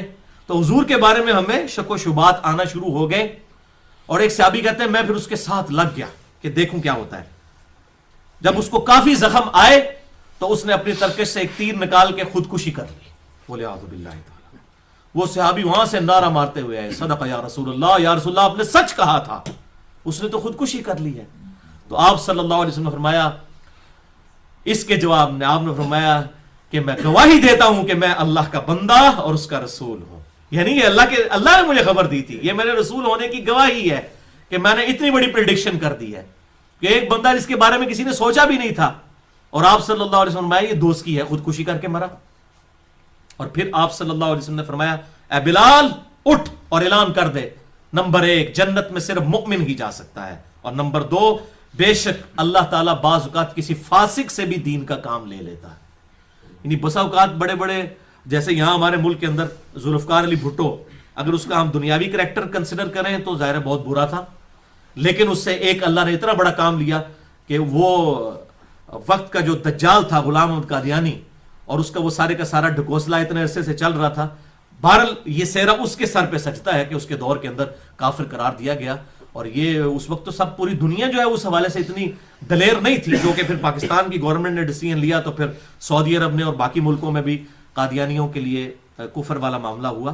سب سے پہلا انیشیٹو جو ہے وہ پاکستانیوں نے لیا. تو اللہ تعالیٰ بسا اوقات کسی فاسق سے بھی دین کا کام لے لیتا ہے, یہ آپ صلی اللہ علیہ وسلم نے ارشاد فرمایا. 15ویں غیبی خبر والا معجزہ صحیح بخاری میں 7109, مشکات میں 6144, سیدنا حسن ابن علی علیہ السلام ورضی اللہ تعالی عنہ, ان کو آپ صلی اللہ علیہ وسلم نے گود میں اٹھایا ہوا ہے. کبھی آپ ان کی طرف دیکھتے ہیں, کبھی پبلک کی طرف, اور فرماتے ہیں میرا یہ بیٹا سید ہے, اس کی وجہ سے مسلمانوں کے 2 گروہوں میں اللہ تعالیٰ صلح فرما دے گا. یعنی ایک حضرت علی بن ابی طالب خلیفہ راشد کا گروہ, اور دوسرا حضرت معاویہ بن ابی سفیان جنہوں نے ان کے خلاف بغاوت کی, ان کا گروہ. ان 2 گروہوں کے درمیان اللہ تعالیٰ صلح کروا دے گا. لیکن آپ نے فرمایا کیا ہے, میرا یہ بیٹا سید ہے, اس کی وجہ سے, یعنی یہ قربانی دے گا, اس کی وجہ سے صلح ہوئی نا. انہوں نے اپنی پوسٹ چھوڑی, ان کو تو جو ہے وہ صحابہ کرام نے سیدنا علی کی وفات کے بعد, شہادت کے بعد صحابہ کرام نے ان کو خلیفہ چن لیا تھا. حضرت علی نے نہیں چنا, میں نے وہ 72 حدیثوں میں لکھ دیا ہے. حضرت علی نے کہا کہ رسول اللہ صلی اللہ علیہ وسلم نے بھی ہمیں بغیر خلیفہ کے چھوڑا تھا, اور ہم نے اپنا خلیفہ خود چنا تھا, تم بھی اسی طرح تیار ہو میرے بعد, میں اپنا خلیفہ کسی کو نامزد نہیں کروں گا. مسند ابی یعلا میں موجود ہے, مجموع الزوائد میں موجود ہے, اور مسند بزار میں موجود ہے. میں نے وہ 72 جو احادیث جمع کی ہیں واقعہ کربلا کا حقیقی پس منظر, 72 صحیح الاسناد احادیث کی روشنی میں, جس میں تقریباً 150 کے قریب روایتیں موجود ہیں. اہل سنت پاک.com پہ ریسرچ پیپر نمبر 5B, اس میں نے وہ روایتیں الحمدللہ ڈالی ہوئی ہیں. اب یہ دیکھیں سیدنا حسن رضی اللہ تعالیٰ عنہ, یعنی اس وقت سے تقریباً یہ 30-35 سال بعد واقعہ ہونا تھا, 41 ہجری کے اندر, اور آپ نے پہلے ہی فرما دیا کہ اس کی وجہ سے یہ ہوگا. یعنی یہ 30 سال تو بچہ مرنے والا نہیں, کم از کم 30-35 سال. یہ بہت بڑی پریڈکشن ہے, کوئی کسی کے بارے میں نہیں کر سکتا. غیبی خبر ہے, یہ معجزہ ہے, عقل کو عاجز کر دینے والی چیز ہے, آیتن ہے, اللہ کی نشانی ہے اور سائن ہے اللہ تعالیٰ کا. 16واں غیبی خبر والا معجزہ صحیح بخاری میں 2812, صحیح مسلم 7320, مشکات میں 5878. غزوہ خندق کے موقع پر, اور ایک جگہ آتا ہے کہ مسجد نبوی کی تعمیر کے موقع پر آپ صلی اللہ علیہ وسلم نے حضرت عمار ابن یاسر کے مبارک چہرے سے مٹی اپنے مبارک ہاتھوں سے صاف کی. باقی لوگ ایک ایک اینٹ اٹھا کر لا رہے تھے, عمار ابن یاسر 2 اینٹیں اٹھا کے لا رہے تھے. 60+ ایج تھی اس وقت بھی ان کی, اور ایسا جوش تھا, 2 اینٹیں, پتھر بڑے بڑے, اینٹ ساڑھے نہیں نہ سمجھنا, وڈے وڈے وٹے اٹھا کے لا رہے تھے. آپ سے نے اپنے مبارک ہاتھوں سے ان کی داڑھی اور سر کے بالوں سے مٹی جھاڑی اور فرمایا اے سمیہ کے بیٹے, تجھ پہ وہ بڑی مصیبت آئے گی, تجھے ایک باغی جماعت قتل کرے گی, تو ان کو اللہ اور جنت کی طرف بلا رہا ہوگا, اور وہ جماعت تجھے دوزخ کی طرف بلا رہی ہوگی. بولے اعوذ باللہ تعالی. معاویہ بن ابی سفیان رضی اللہ تعالیٰ عنہ کی جماعت کو نبی صلی اللہ علیہ وسلم نے دوزخ کی طرف بلانے والی جماعت قرار دیا. صحیح بخاری 2812 نمبر حدیث. اب یہ نہیں کہ وہ دوزخی ہو گئے, ان کا عمل ایسا تھا, خلیفہ راشد کے خلاف بغاوت, بدعت کبری یہی ہے. اللہ اکبر. یہ پروفیسی آپ صلی اللہ علیہ وسلم کی جنگ صفین میں پھر پوری ہوئی 37 ہجری کے اندر, یعنی تقریباً آپ سمجھ لیں 30 سال کے بعد. 93 سال عمر تھی اس وقت سیدنا عمار ابن یاسر کی, جب وہ سیدنا علی کی طرف سے لڑتے ہوئے جنگ صفین میں ابو الغادیہ, وہ بھی صحابی تھا, اس کے ہاتھوں شہید ہوئے. بولے اعوذ باللہ تعالی. تو بہرحال اس حوالے سے جنگ جمل, جنگ صفین, جنگ نہروان کے حوالے سے تو بہت ساری پروفیسیز ہیں آپ صلی اللہ علیہ وسلم کی. مستقبل کی کتنی خبریں ہیں جو کہ آپ کی نبوت کو جسٹیفائی کرتی ہیں. یہ حدیثیں کو چھپانے کے لیے تو نہیں تھی, یہ تو بتا. اور دلائل النبوہ نے میں امام بھیکی نے یہ ساری چیزوں کو آپ کی نبوت کی دلیل بنایا ہے, اور یہ کہتے ہیں جی چھپائیں, اس میں تو بڑے بڑوں کے نام آتے ہیں. بھئی اللہ کے نبی کو نہیں پتا تھا کہ کن بڑے بڑوں کے نام آ رہے ہیں, آپ نہ فرماتے تو نہ ہمیں پتا چلتا. تو آپ صلی اللہ علیہ وسلم نے بیان فرمایا, امت تک پہنچے, اور امت نے پھر جسٹیفائی کیا آپ صلی اللہ علیہ وسلم کی نبوت کو. واقعی ایسے ہوا, بلکہ 500-600 سال بعد تاتاریوں کی جنگوں تک کی احادیث جو ہے بخاری اور مسلم میں موجود ہے, جو آپ صلی اللہ علیہ وسلم کی یہ نبوت کی خبریں جسٹیفائی کرتی ہیں کہ اللہ تعالیٰ کی طرف سے آپ کو خبریں دی گئیں, آپ اللہ کے سچے پیغمبر تھے الحمدللہ. تو یہ ریسرچ پیپر میرا جو ہے 5B پڑھیں, اس میں آپ کو مل جائے گا. اس میں میرا ایک لیکچر بھی ہے, مسئلہ نمبر 101, خلافت و ملوکیت صحیح مسئلہ خروج اور فکر حسین حق پرستی کی علامت ہے. اس میں نے یہ ساری حدیثیں الحمدللہ بتا دی ہیں. اب 17واں غیبی خبر والا معجزہ, آج جو آخری تھا جس کو میں نے تھوڑا سا ڈیٹیل سے ڈسکس کرنا ہے, وہ صحیح بخاری میں 3617, صحیح مسلم میں 7040 اور مشکات میں 5898. یہ بہت کریٹیکل چیز ہے. انس ابن مالک کہتے ہیں رضی اللہ تعالیٰ عنہ کہ ایک شخص عیسائیوں میں سے مسلمان ہوا, اور آپ صلی اللہ علیہ وسلم نے اسے اپنا اسسٹنٹ رکھ لیا, منشی کے طور پر کاتب وحی رکھ لیا. اس نے سورۃ البقرہ اور سورہ آل عمران خود حضور سے پڑھی صلی اللہ علیہ وسلم. وہ اتنا امپریس ہوا کہ مسلمان ہوا, پھر آپ کا کاتب وحی بن گیا. تو آپ صلی اللہ علیہ وسلم کے لیے وہ وحی لکھا کرتا تھا. پھر اس میں تقدیر غالب آئی, کچھ عرصے بعد وہ شخص مرتد ہو گیا اور کرسچن سے جا ملا, اور وہاں جا کے اس نے کہنا شروع کر دیا کہ محمد صلی اللہ علیہ وسلم تو نعوذ باللہ ان کو تو کچھ پتا نہیں ہے, جو میں لکھ دیتا ہوں نا یہ وہی مسلمان سمجھ رہے ہوتے ہیں. وَلِعَاذُ بِاللَّهِ تَعَالَى. ظاہر آپ امی تو تھے, اس میں تو کوئی شک نہیں ہے, لیکن آپ صلی اللہ علیہ وسلم جب وہی لکھواتے تھے پھر وہاں سے پڑھواتے تھے, پھر اس کو خود جو ہے وہ اتھینٹیکیٹ کرتے تھے. کوئی ایک بندہ تو نہیں ہوتا تھا, پبلکلی ایسا ہوتا تھا.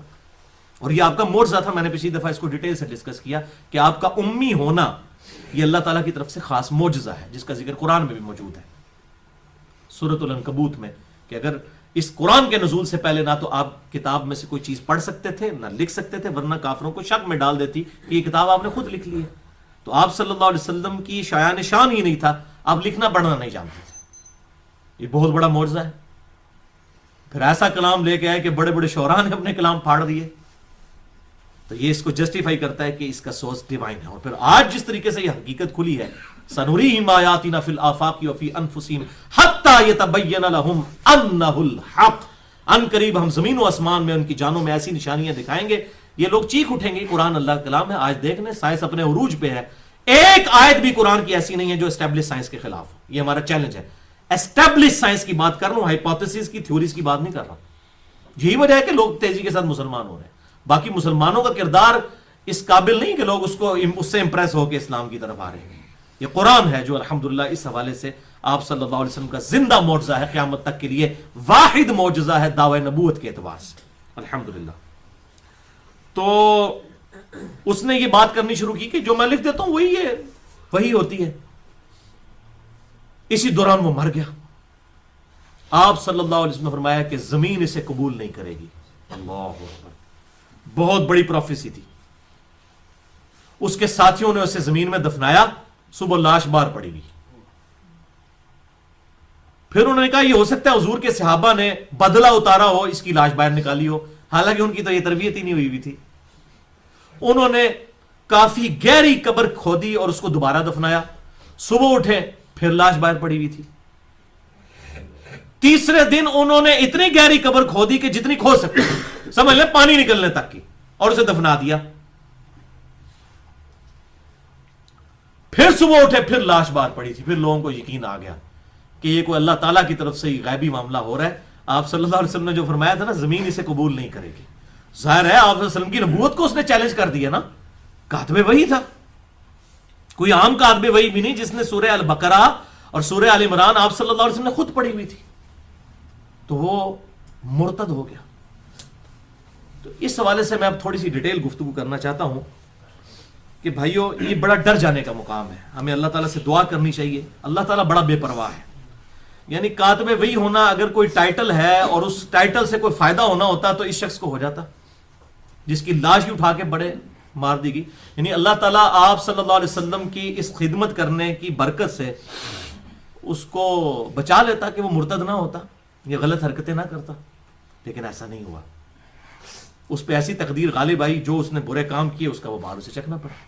اس لیے ہمیں اللہ تعالیٰ سے دعا کرنی چاہیے، اللہم من احییتہ منا فاحییہ علی الاسلام ومن توفیتہ منا فتوفہ علی الایمان، آمین.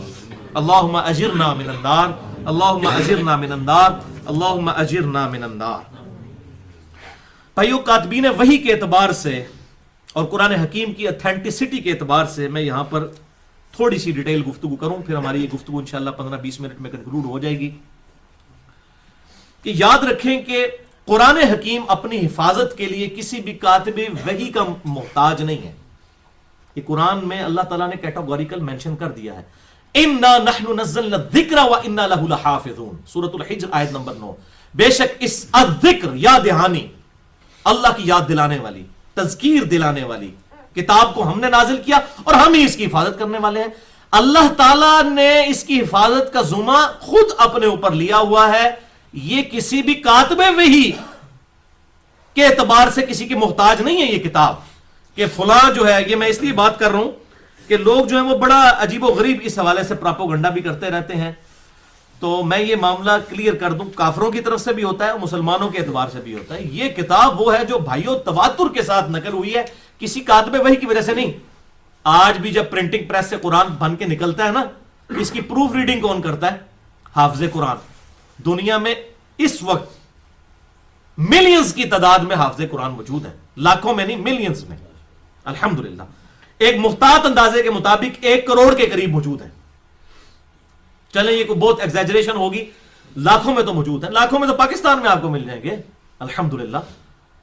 تو وہ حافظ قرآن اس کو سرٹیفائی کرتا ہے. آپ دیکھیں اس کے اینڈ پہ لکھا ہوتا ہے ہم نے اس کو حرف بہ حرف پڑھا ہے. کہاں سے دیکھ کے پڑھا ہے؟ جو سینہ بسینہ قرآن ٹرانسفر ہوا ہے تواتر کے ساتھ. اہل سنت کے ہاں، اہل تشیع کے ہاں ایک ہی قرآن ہے. یہ بالکل جھوٹا پراپوگنڈا ہے. کوئی شیعہ کا لادہ قرآن ہے تو مسلمانوں جو سنیوں کا قرآن لادہ ہے، اللہ معافی دے. اتنا بڑا مطلب اللہ تعالیٰ نے حفاظت کا ذمہ لیا ہوا ہے، پھر بھی قرآن 2 ہو گئے ہیں. عقل کو نہیں یاد ہے، کیسے ہو سکتا ہے؟ ایسا نہیں ہے. آپ کبھی خود جا کے کسی شیعہ کی مسجد سے جا کے قرآن کھول کے پڑھا ہم نے کہ یار یہی قرآن ہے یا نہیں؟ یہی قرآن ہے جو یہ سعودی عرب سے بھی چھپ رہا ہے بلو بائنڈنگ کے ساتھ اور ریڈ بائنڈنگ کے ساتھ. یہی قرآن جو ہے وہ شام کے رائٹر طلحہ یاسین کا لکھا ہوا ایران سے بھی چھپ رہا ہے. ایک ہی کاپی رائٹ سے لیے میں دونوں نے، وہی چھپ رہا ہے، ایک ہی قرآن ہے. اس لیے میں نے اس پہ الگ سے گفتگو کی ہے، میں اس طرف نہیں جانا چاہتا ورنہ ڈیٹیل ہو جائے گی. مسئلہ نمبر 115 ہے قرآن کی حفاظت کا معجزہ اور سنی شیعہ کے اختلاف کی حقیقت. اس حوالے سے میں نے گفتگو کر دی ہے. تو یہ معجزہ اس حوالے سے کہ آپ صلی اللہ علیہ وسلم کو بھی کہا گیا کہ آپ نے بھی ٹینشن نہیں لینی کہ قرآن کیسے محفوظ ہوگا. اندازہ کریں. اور اس کا ذکر سورۃ القیامہ کی آیت نمبر 16 سے لے کر 19 تک ہے. اللہ تعالیٰ فرماتا ہے اعوذ باللہ من الشیطان الرجیم بسم اللہ الرحمن الرحیم لا تحرک بہ لسانک. اے محبوب صلی اللہ علیہ وسلم اپنی زبان کو تیزی سے حرکت نہ دیا کریں. لتعجل بہ، کہ آپ اس کو اجرت کے ساتھ اس کو آپ یاد کر لیں. یعنی آپ جب آپ کے دل پر قرآن نازل ہوتا تھا آپ جلدی جلدی زبان اس کے ساتھ ہلاتے تھے کہ میں کہیں بھول نہ جاؤں. تو اللہ تعالیٰ فرمایا یہ آپ کام نہ کیا کریں. اِنَّ عَلَيْنَا جَمْعَهُ وَقُرْآنَ، یہ ہمارے ذمے ہے اس قرآن کو جمع کر دینا آپ کے سینے کے اندر، اس قرآن کو پڑھانا یہ ہمارے ذمے ہے. فَإِذَا قَرَأْنَاهُ فَاتَّبِعْ قُرْآنَهُ، جب قرآن آپ پر پڑھا جا رہا ہو ہماری طرف سے جبریل علیہ السلام کے ذریعے، تو آپ اس قرآن کی پیروی کیا کریں، اس قرات کی پیروی کیا کریں. ثم علینا بیانا، پھر ہمارے ذمہ ہے اس کا بیان بھی کر دینا. یعنی اس کی تشریح بھی احادیث کی شکل میں جو ہوگی یہ بھی اللہ تعالیٰ نے اپنے ذمہ لی ہوئی ہے.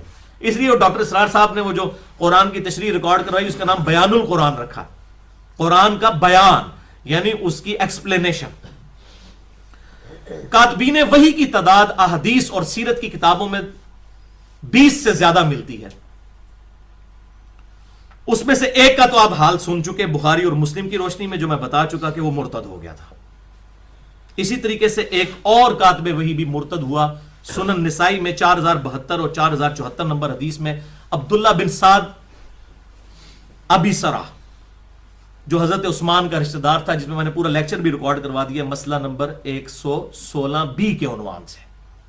یہ بعد میں پھر اس نے دوبارہ سے اسلام قبول کر لیا، اور اسی سے پلی لی ہے پھر ڈاکٹر ذاکر نائک نے بھی کہ اگر کوئی مرتد بھی ہو جائے، اگر وہ توبہ کر لے، پھر اس کو قتل نہیں کیا جائے گا، اس کی توبہ ایکسیپٹ کر لی جائے گی. آکسفورڈ یونیورسٹی کے لوگوں نے جب ان سے کوشچن کیا کہ جی مرتد کی جو اسلام چھوڑ دے اس کی سزا قتل ہے، تو ان کا نہیں، یہ بھی مثال موجود ہے. اسی سے ہی انہوں نے پلی لی. بل یہ بھی کاتب وحی تھا، مرتد ہو گیا اور پھر دوبارہ اس نے اسلام قبول کیا. اسی طریقے سے ایک تیسرے کاتب وحی بھی ہیں حضرت معاویہ ابن ابی سفیان رضی اللہ تعالی عنہما، جن کا ذکر صحیح مسلم میں اشارتاً ملتا ہے کہ وہ کاتب تھے. وحی کا لفظ موجود نہیں، صرف کاتب کا، خط لکھنے والے. لیکن دلائل النبوہ امام بہقی کی کتاب میں موجود ہے ڈیٹیل کے ساتھ، وہ میں آگے یہ دونوں حدیثیں بیان بھی کر دوں گا. لیکن حیران کن بات یہ ہے کہ سیدنا ابو بکر صدیق مولا ابو بکر علیہ السلام رضی اللہ تعالی عنہ کے مبارک دور میں جنگ یمامہ جب ہوئی تو صحیح بخاری میں انٹرنیشنل نمبر کے مطابق 4986 نمبر حدیث ہے، مشکات میں 2220 نمبر. سیدنا عمر فاروق رضی اللہ تعالی عنہ و علیہ السلام، مولا عمر علیہ السلام، انہوں نے مشورہ دیا، اے امیر المومنین، صحیح بخاری 4986 مشکات میں 2220، کہ آپ صلی اللہ علیہ وسلم کے مبارک دور میں تو ایک جگہ پہ کمپائلڈ فارم میں نہیں تھا. ویسے آپ نے خود ہی لکھوایا سارا قرآن، لیکن حفاظ موجود تھے. کمپائلڈ فارم میں ایک جگہ دو گتوں کے درمیان موجود نہیں تھا. تو انہوں نے کہا کہ مصحف کو ایک جگہ جمع کر لیا جائے. تو سیدنا ابو بکر صدیق پہلے تو ریلیکٹنٹ تھے، بعد میں انہوں نے آپ کا مشورہ قبول کیا، اور پھر اس کے بعد انہوں نے سیدنا زید ابن ثابت رضی اللہ تعالیٰ عنہ کو بلایا اور ان کی ذمہ داری لگائی، اور دو جملے بولے سیدنا ابو بکر صدیق رضی اللہ تعالیٰ عنہ نے. کہا کہ زید آپ عقل مند نوجوان ہیں، آپ پر کسی قسم کا الزام نہیں ہے، آپ صلی اللہ علیہ وسلم کے لیے آپ وہی لکھا کرتے تھے، لہذا قرآن حکیم کو ایک جگہ کمپائلڈ فارم میں آپ جمع کریں. تو حضرت معاویہ کو تو نہیں بلایا، کہ وہ کاتب وہی تھے، تو ان کو بلایا جاتا، ان کی ذمہ داری، یا ان کو ایک کمیٹی بنا دی جاتی، جس طرح یہاں سیاسی کمیٹی بنتی ہے کہ جی ایک بندہ ادھر سے ڈال لیں، ادھر سے ڈال لیں، ادھر سے ڈال لیں. انہوں نے صرف ایک بندے کی ڈیوٹی لگائی، زید ابن ثابت رضی اللہ تعالیٰ عنہ، اور کہا آپ پہ الزام نہیں ہے کسی قسم کا، یعنی آپ ٹرو مومن ہیں، یعنی شروع سے حضور کے ساتھ ہیں اور آپ وہی لکھتے ہیں، یعنی موسٹ ریلائبل پرسنالٹی آپ ہی ہیں، آپ کے ذمہ کیا جائے. زید ابن ثابت کہتے ہیں اللہ کی قسم اگر ابو بکر رضی اللہ تعالیٰ عنہ وعلیہ السلام مجھے یہ کہتے ہیں نا کہ پہاڑ ایک جگہ سے کھود کے دوسری جگہ پہنچا دے تو میں زیادہ پریشان نہ ہوتا. اس سے مشکل کام یہ تھا کہ میرے ذمہ اتنی بڑی ذمہ داری انہوں نے لگا دی کہ قرآن حکیم کو ایک جگہ جو ہے کمپائلڈ فارم کے اندر جمع کیا جائے.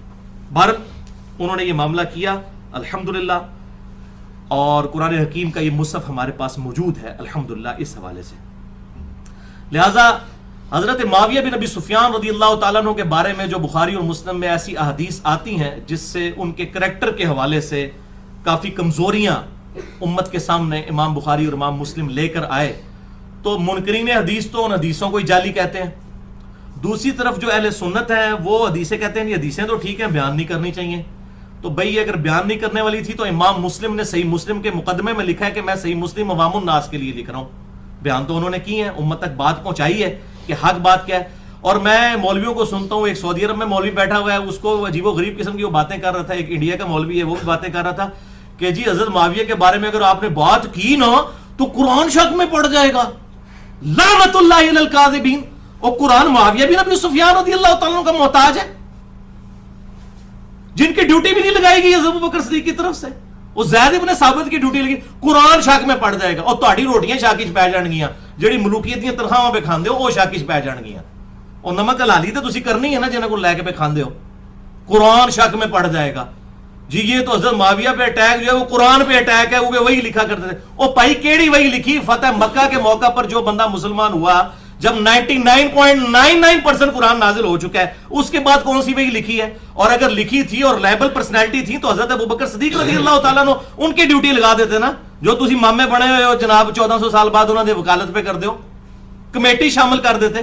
انہوں نے زید ابن ثابت کو کہا کہ آپ وہی لکھا کرتے تھے، آپ نوجوان ہیں اور آپ پہ کسی قسم کا الزام نہیں ہے، آپ کی ڈیوٹی ہے. تو بھائی حضرت معاویہ کا کوئی محتاج نہیں ہے، قرآن کسی بھی کاتب وحی کا محتاج نہیں ہے. آپ آیات سن چکے ہیں، اللہ تعالیٰ نے یہ اپنے ذمہ خود لیا تھا، یہ اللہ تعالیٰ نے محفوظ کیا ہے. اور یہ لکھنے کی وجہ سے صرف محفوظ نہیں ہے، یہ سینہ بسینہ قرآن جو ہے وہ تواتر کے ساتھ پوری دنیا کے اندر مسلمانوں کے سینوں میں چل رہا ہے. اور آج بھی جب بھی اس کی اتھینٹیکیشن کی جاتی ہے پرنٹنگ پریس سے، وہ حافظ قرآن کرتا ہے، اس کے پاس کوئی نسخہ نہیں ہوتا، وہ اپنے جو سینے میں محفوظ ہے اس کی بنیاد کے اوپر الحمدللہ کرتا ہے. تو یہ کسی کا محتاج نہیں ہے. الحمدللہ خلفائے راشدین کے ذریعے اللہ تعالیٰ نے علیہم السلام ان کے ذریعے اس کتاب کو محفوظ فرما دیا. اس حوالے سے میں آخر میں 3 حدیثیں بیان کرنا چاہتا ہوں صحیح مسلم سے، تاکہ یہ معاملہ میں کاتب وحی والا مسئلہ جو ہے اس کو بالکل کھول کر ایک امت تک یہ بھی حق بتا دوں، تاکہ یہ مجھے پھر بعد میں گالیاں نکالیں. لیکن مجھے کوئی گالی نہ نکالے، جس نے نکالنی امام مسلم کو نکالے اور اپنا ایمان برباد کرے، جنہوں نے یہ کتاب لکھ کر اور امت کو حق بات بتائی. آپ کے مولویوں نے، آپ کے استادوں نے آپ کو نہیں بتائی تو انہوں نے جانو پیٹو، منو کو پیٹ دیو. میرا تو آپ کو شکر گزار ہونا چاہیے کہ میرے ذریعے سے آپ کو حق بات پتہ چل رہی ہے، جو کہ آپ کی اپنی کتابوں میں لکھی تھی. یعنی یہ صحیح مسلم ہماری اہل سنت کی مشترکہ کتاب ہے، یہ میں نے تو نہیں بنائی گھر بیٹھ کے. تو اس حوالے سے میں نے ایک پورا ریسرچ پیپر بھی اب لکھ دیا ہے، ریسرچ پیپر نمبر 5B، واقعہ کربلا کا حقیقی پس منظر 72 صحیح الاسناد حدیث کی روشنی میں، جس میں 150 روایتیں میں نے جمع کی ہیں. 72 کا ٹائٹل میں نے شہدائے کربلا کی 72 کی نسبت سے لیا. ایک نمبرنگ پہ 4 5 5 حدیثیں بھی ہیں اس میں، تاکہ وہ 72 کی نسبت قائم رہے. اور وہ الحمدللہ عربی میں بھی آ چکا ہے. پہلے میں نے عربی میں لکھا ہے، جن کو ہے نا عربی ہم عربی کتابوں سے پڑھتے ہیں، پائی عربی لکھا ہے، پہلے عربی میں لکھا، اردو میں ترجمہ بھی PDF فارم میں اہل سنت پاک.com پہ ریسرچ پیپر نمبر 5B آپ کو مل جائے گا. انگلش کا ترجمہ بھی ہو رہا ہے اور ہندی کا بھی. اردو کو تو اڈل کر دی کی ہے پبلک تھوڑی ساری زبانوں میں انٹرنیشنل پمفلٹ الحمدللہ. اس حوالے سے آپ اہل سنت پاک.com سے اس کو ڈاؤن لوڈ کر سکتے ہیں. اس میں بھی میں نے یہ حدیثیں اس میں یہ ڈال دی ہیں. 27 نمبر اس میں جو نمبر آتا ہے اس کے اندر یہ حدیثیں موجود ہیں. پہلی حدیث صحیح مسلم کی انٹرنیشنل نمبر کے مطابق 6409 صحیح مسلم میں ابو سفیان والے چیپٹر کے اندر، اور ہمارے ریسرچ پیپر نمبر 5B میں 27 نمبر پر ہے. یہ عبداللہ بن عباس رضی اللہ تعالیٰ عنہ کہتے ہیں کہ ابو سفیان جب فتح مکہ پہ مسلمان ہوا تو مسلمان نہ تو ابو سفیان کے ساتھ بیٹھتے تھے اور نہ اچھی نگاہ سے اس کی طرف دیکھتے تھے. تو یہ حضور کی خدمت میں حاضر ہوئے اور کہا یا رسول اللہ صلی اللہ علیہ وسلم، نہ تو مسلمان میرے پاس بیٹھتے ہیں نہ مجھے کوئی اچھے طریقے سے دیکھتے ہیں. ظاہر ہے پوری زندگی حضور کے ساتھ دشمنی کی، لڑائیاں کرتا رہا. اب ابو جہل تو بدر میں مارا گیا تھا، اس کے بعد ساری جنگیں ابو سفیان نے لڑی ہیں. تو ایک کوئی سوئچ تو نہیں مسلمانوں کے دلوں میں آن ہو جانا تھا کہ ہاں جی آج تو بعد بھائی 180 ڈگری ہو جائے گا کام. مسلمانوں کو قلق تو تھا، تو مسلمان اس کو کوئی اچھا نہیں سمجھتے تھے، بس صرف کلمے کے احترام تک تھی بات. تو انہوں نے آ کے حضور صلی اللہ علیہ وسلم سے کچھ ڈیمانڈز کی کہ اس طریقے سے مسلمانوں کے دلوں میں میرے لیے محبت آ سکتی ہے. اس میں سے ایک ڈیمانڈ یہ تھی کہ میرے بیٹے معاویہ کو اپنا منشی رکھ لیں. یہ کاتب وحی کہتے ہیں، اینج رکھایا گیا جے کاتب وحی، منشی رکھ لیں، آپ کے لیے کتابت کر دے گا، یہ لکھنا پڑھنا جانتا ہے. تو آپ صلی اللہ علیہ وسلم نے ان کی وہ بات مان لی، باقی باتیں بھی مان لی. اور راوی کہتے ہیں صحیح مسلم کے کہ نبی صلی اللہ علیہ وسلم کی یہ مبارک عادت تھی کہ آپ کبھی کسی کو نہ نہیں کیا کرتے تھے. اور وہ کہتے ہیں کہ اگر ابو سفیان خود سے حضور کو نہ کہتا تو آپ صلی اللہ علیہ وسلم کبھی ابو سفیان کی یہ ڈیمانڈ پوری نہ کرتے، یعنی معاویہ کو اپنا کاتب رکھنے والی ڈیمانڈ کبھی خود سے نہ پوری کرتے. یہ ابو سفیان کی دل جوئی کے لیے آپ نے کیا. اور بھائی جی جو بندے سفارشی بھرتی ہوئے ہیں، یہ اسی لینگویج ہے، سفارشی، پازیٹیو سفارش کی بات کر رہا ہوں، ان کو آپ نے کہا یہ قرآن ڈاؤٹ میں پڑ جائے گا جی کاتب وحی. زید ابن ثابت کدھر گیا جس نے ساری کارنامہ کیا ہے؟ کیوں پبلک کو جھوٹی باتیں ملوکیت کی طرح کھا کے تو بتا رہے ہیں قرآن ڈاؤٹ میں پڑ جائے گا. جاہل مولوی پتہ ہی نہیں ان کو کہ قرآن کہاں سے آیا، کس نے محفوظ کیا. انا نحن نزلنا الذکر وانا لہ لحافظون. تو اس قسم کی باتیں پبلک کو بتاتے ہیں. اینج پائی جی ہوئی ہے پرتی. اب آپ دیکھیں گے اس کے بعد کیا ہوا. یہ بھی صحیح مسلم میں دوسری حدیث 6628 اور ہمارے ریسرچ پیپر نمبر 5B پہ 27 نمبر پہ، اسی نمبرنگ پہ میں نے یہ اکٹھی ڈالی ہے تاکہ پتہ چلے کہ یہ کاتب وحی کی بھرتی کیسے ہوئی ہے. اس کے راوی بھی عبداللہ ابن عباس ہے رضی اللہ تعالیٰ. وہ کہتے ہیں میں چھوٹا بچہ تھا، آپ صلی اللہ علیہ وسلم میرے پاس تشریف لائے تو کہتے ہیں میں دروازے کے پیچھے چھپ گیا. چھوٹے بچے تھے، یعنی ہارڈلی 10 سال کے قریب عمر ہوگی اس وقت، کیونکہ آپ صلی اللہ علیہ وسلم کی وفات کے وقت 13 سال تھی. تو کہتے ہیں میں اس لیے چھپ گیا مجھے حضور کوئی کام نہ کہہ دیں. بچہ کھیلنے کے لیے وہ گھر سے نکلے ہوئے تھے، تو آپ نے مجھے ڈھونڈ لیا، پھر آپ نے میری گدی پہ پیار سے ایسے تھپکی لگائی. آپ فرمایا جاؤ معاویہ کو بلا کر لاؤ، یعنی آپ نے کوئی خط و کتابت کروانی ہوگی. تو وہ گئے حضرت معاویہ کو بلانے کے لیے، اور واپس آ کے انہوں نے کہا کہ یا رسول اللہ صلی اللہ علیہ وسلم وہ تو کھانا کھا رہے ہیں. اچھا ادھر کچھ چمچے ہیں وہ کہتے ہیں کہ جی انہوں نے حضرت معاویہ کو بتایا ہی نہیں ہے جا کے. وہ تو آڈا منڈا نہیں سی پائی عبداللہ ابن عباس سی، وہ باہر ہی ویکھ کے آ گئے کہ وہ کھانا کھا رہے ہیں. حضور نے سی پتا کہ بھائی کھانا کھا رہے ہیں تو کھانے وچ نہیں ٹوکنا چاہیے. آپ نے دوبارہ بھیجا، فرمایا جاؤ اس کو بلا کے لاؤ. تو آپ کیا سمجھتے ہیں وہ باہر سے دیکھ کے ہی واپس آ گئے ہوں گے؟ یہ چمچے خام خواہ بیچ میں کر رہے ہیں، میں آپ آگے بتاتا ہوں باقی اس کا طریق بھی خام خواہ. وہ گئے، ان کا یازن وہ کھانا کھا رہے ہیں، انہوں نے ہی جواب دیا کہ کھانا کھا رہے ہیں. اچھا جی. پھر آپ نے فرمایا تیسری بار فرمایا کہ اسے بلا کے لاؤ. تیسری بار بھی یہ جواب ملا جی میں کھانا کھا کے آنا. تو آپ صلی اللہ علیہ وسلم کی مبارک زبان سے ایک جملہ نکل گیا اس موقع کے اوپر. آپ صلی اللہ علیہ وسلم نے فرمایا اللہ تعالیٰ اس کا پیٹ کبھی نہ بھرے. استغفر اللہ واتوب الیہ والعیاذ باللہ تعالی. تو یہ آپ کی مبارک زبان سے ایک کلمہ نکل گیا کہ اللہ اس کا پیٹ کبھی نہ بھرے. اب دلائل النبوہ امام بہیقی کی کتاب سے، اچھا اس میں کہیں موجود نہیں ہے کہ وہ وہی لکھتے تھے، دوسری بھی حدیث میں ہے کہ کاتب رکھ لیں، جس سے یہ لیتے ہیں نا کانا یکتب الوحی، کانا یکتب الوحی آدھی با اینا ٹوٹا چک دینے اس حدیثیوں. میں تو ان پوری حدیث سنانا ہوں آج.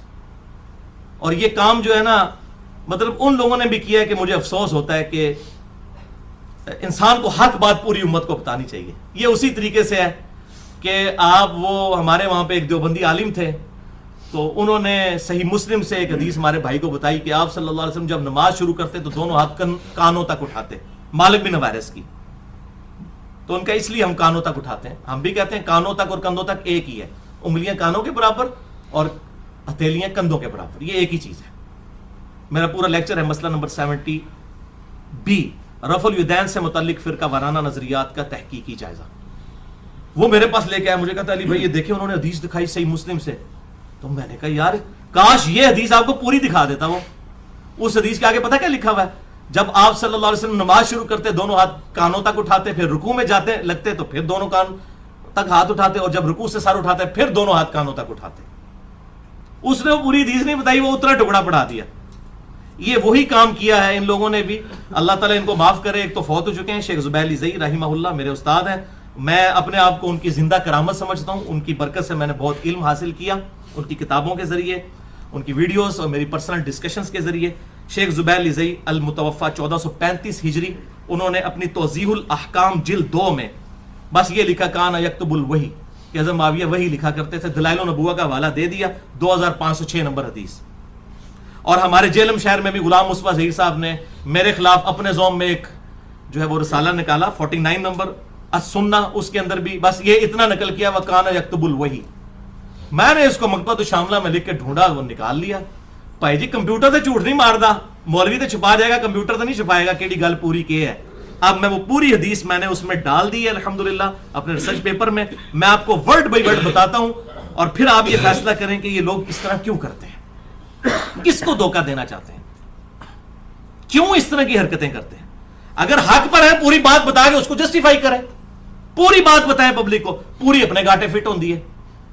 اچھا اب دوسری طرف وہ بریلوی کہتے ہیں قل انما انا بشر مثلکم نہ پڑھو، حضور کی گستاخی ہو جائے گی. ادھر کہتے ہیں نہیں یہ عقیدے کا معاملہ ہے ہم ضرور بیان کریں گے. بھائی حضور کی گستاخی بڑی گستاخی ہے یا معاویہ بن ابی سفیان کی گستاخی جو ان کے زوم میں گستاخی ہے وہ بڑی ہے؟ وہ حدیث بیان کرے کہتے ہیں یہ صحابہ کی گستاخی ہوتی ہے، پھر تسی قل انما انا بشر مثلکم بھی نہ بیان کریا کرو. اور آپ یہ بھی نہ بیان کریا کرے جامعہ ترمذی سے کہ حج تمتع پہ پابندی لگا دی تھی حضرت عمر علیہ السلام نے، تو حضرت عبداللہ ابن عمر نے مخالفت کی تھی، تو یہ تو حضرت عمر کی توہین ہے. کروڑوں معاویہ ایک عمر کے برابر نہیں ہو سکتے رضی اللہ عنہما. تو بھئی حضرت عمر کی گستاخی تو اہل حدیث کے ہر جو ہے وہ سٹیٹ سے ہو رہی ہے، اس حوالے سے نہیں، گستاخی نہیں ہے میرے بھائیوں، یہ حق ہے. حق کو واضح کرنے کے لیے ظاہر ساری باتیں ہوں گی. قرآن میں تو حضرت یوسف علیہ السلام کے بھائی 2 نبیوں کے صحابی ہیں، حضرت یعقوب کے بھی، حضرت یوسف علیہ السلام کے، ان کی غلطیاں بیان ہوئی. ان غلطیوں کے بعد لان تان کرنا یہ رافضیوں کا طریقہ ہے. اہل سنت کا طریقہ یہ ہے کہ وہ حق بیان کرتے ہیں اور اللہ تعالیٰ کی لعنت کے مستحق نہیں ہو جاتے سورۃ البقرہ کے تحت کہ جو حق چھپاتا ہے اس پہ اللہ کی لعنت اور تمام لعنت کرنے والوں کی لعنت. وہ لعنت سے بچتے ہیں, وہ لعنتی لوگ نہیں ہوتے. جو سنی ہوگا صحیح, وہ لعنتی نہیں ہوگا. یہ ٹنی ہے سارے, میں یہ کہوں ٹنی, سنا کے سنی ٹنی. اور سنی وہ ہوتا ہے جو بکش مسلمان ہو, کتاب و سنت کے مطابق اپنے عقائد رکھتا ہو. تو اب میں آپ کو بتا دیتا ہوں اس کے اندر پوری حدیث دلائل النبوہ 2506 نمبر. انہوں نے تو صرف لکھا وَكَانَ يَكْتُبُ الْوَحِي, وہ وہی لکھا کرتے تھے. اے دسنا جناب کی لکھتے سر.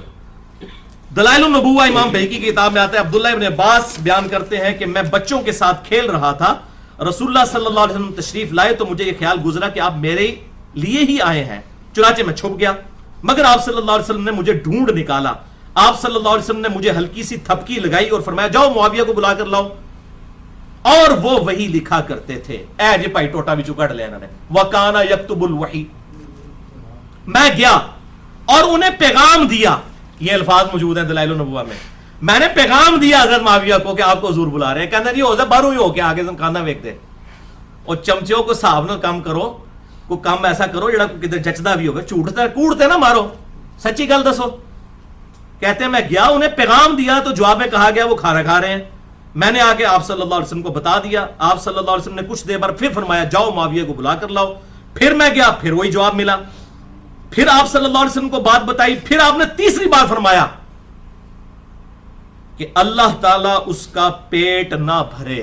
یہ آپ صلی اللہ علیہ وسلم کی مبارک زبان سے نکل گیا. اچھا وہ کہتے ہیں جناب یہ دعا دی ہے ان کو, اس کا پیٹ نہ بھرے, یہ دعا دی ہے. اچھا وہ آگے الفاظ موجود ہیں, دعا کیا دی ہے, آگے الفاظ بھی دیکھیں. اسی حدیث کے راوی سیدنا ابو حمزہ فرماتے ہیں کہ پھر حضرت معاویہ کا پیٹ پوری زندگی کبھی نہیں بھر سکا. انہوں نے دعا نہیں لکھا, انہوں نے کہا انہوں نے ٹیڈ نہیں پھر کدے پڑیا. یعنی وہ دنیا داری والا معاملہ ان کے اوپر غالب ہو گیا. مراد یہ وہ راوی حدیث کا کہنا, کہتا ہے نہیں حدیث کا راوی فارم جانتا ہے. اے راوی ابو حمزہ نے لکھ دیا. اور امام بہقی ساتھ کیا لکھتے ہیں, راوی کے یہ الفاظ اس بات کی دلیل ہے کہ رسول اللہ صلی اللہ علیہ وسلم کی دعا قبول بھی ہو گئی کہ ان کا پیٹ نہیں کبھی بھرا. اے پوری گال سیجے وَكَانَ يَكْتُبُ الْوَحِي.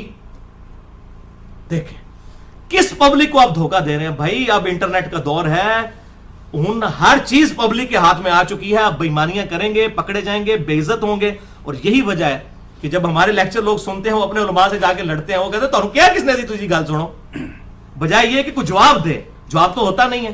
تو وہی بات ہے کہ جناب وہ اب بات سنے ہی نہ, تو انہوں کیا کہ بخاری مسلم نماز کا طریقہ پڑھو رفع الیدین نال, انہوں تے کرنا پہ جائے گا.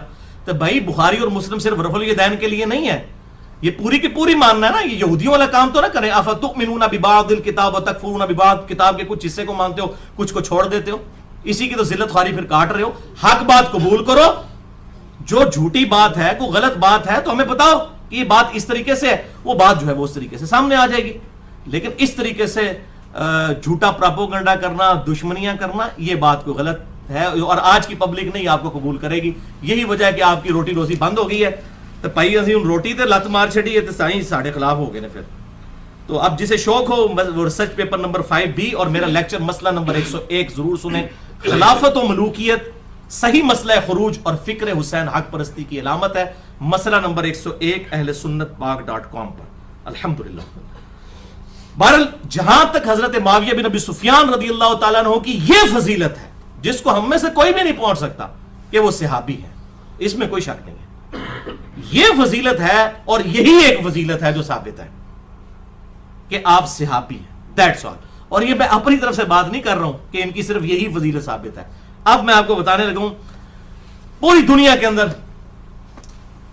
صحیح بخاری کی جو نمبر 1 شرح لکھی گئی ہے وہ فتح الباری ہے. امام ابن حجر اسقلانی رحمہ اللہ, المتوفى 852 ہجری, جسے اہل سنت کہلوانے والے سارے گروہ, بریلوی, دیوبندی, اہل حدیث, اسی طریقے سے حنفی, شافعی, مالکی, حنبلی, سب کے سب کہتے ہیں جی فتح الباری جو ہے. اور امام ابن حجر اسقلانی وہ اتھینٹک شرح ہے صحیح بخاری کی. اس اتھینٹک کی جو میں ورڈ بائی ورڈ پڑھنے لگا ہوں تاکہ آپ کو معاملہ پتہ چل جائے کہ ابن حجر اسقلانی نے اس حوالے سے ٹروتھ کیا ریویل کیا ہے. مناقب صحابہ والا جو چیپٹر ہے صحیح بخاری میں, اس میں جب حضرت معاویہ رضی اللہ تعالیٰ عنہ کا ذکر آتا ہے تو 3 حدیثیں انہوں نے جمع کی ہیں صرف امام بخاری نے ان کے فضائل میں, اور اس کی ہیڈنگ فضائل معاویہ نہیں رکھی, بلکہ رکھا ذکر معاویہ، ذکر معاویہ، معاویہ کا تذکرہ۔ اب یہ باب کا نام ذکر معاویہ جو رکھا گیا، اس پہ کامنٹس کر رہے ہیں امام ابن حجر اسقلانی۔ یہ میرے کامنٹس نہیں، کسی شیعہ کے نہیں، کسی ناظمی کے نہیں، کسی رافضی کے نہیں، یہ ایک سنیوں کے امام کے کامنٹس ہیں۔ امام ابن حجر اسقلانی المتوفا 852 ہجری، ان کے کامنٹس میں ورڈ بائی ورڈ، یہ جو بعد میں قسطنطینیہ والی بشارت اٹھا لیتے ہیں، کبھی سمندری جہاد والی بشارت اٹھا لیتے ہیں بخاری میں سے اور فٹ کرنا شروع کر دیتے ہیں، کبھی کس پہ کبھی کس پہ۔ تو اگر امام بخاری نے سمندری جہاد والی حدیث سے یہی مطلب لیا ہوتا تو ذکر معاویہ چیپٹر میں ڈال کے تو فضیلت لکھتے نا کہ جنت کی بشارت فٹ ہو گئی ہے۔ ہم نہیں کہتے کسی کو دوست کی ہے جنتی کہیں، لیکن جو بات بنتی ہے امام بخاری سے، فرشتیاں کو نہیں پتا، تو 1400 سال بعد پتا لگی کہ بخاری میں یہ حدیث ہے سمندری۔ میں آپ کو جنت کی بشارت ابھی دلوا دیتا ہوں، صحیح مسلم میں حدیث ہے انٹرنیشنل نمبر کے مطابق 553 نمبر، کہ جس شخص نے پورے خوشو خضو کے ساتھ وضو کیا اور اس کے بعد 2 رکعتیں پڑھ لیں تحیت الوضو کی توجہ کے ساتھ، اس پہ جنت واجب ہو جائے گی۔ لو ہاں، کوئی قسطنطنیہ کوئی سمندری جہاد کی ضرورت نہیں تانوں، اس بعد جو مرضی کرتے رہو۔ اس طرح نہیں ہوتا، اور نہ امام بخاری نے اس کو اس چیپٹر میں ڈالا ہے۔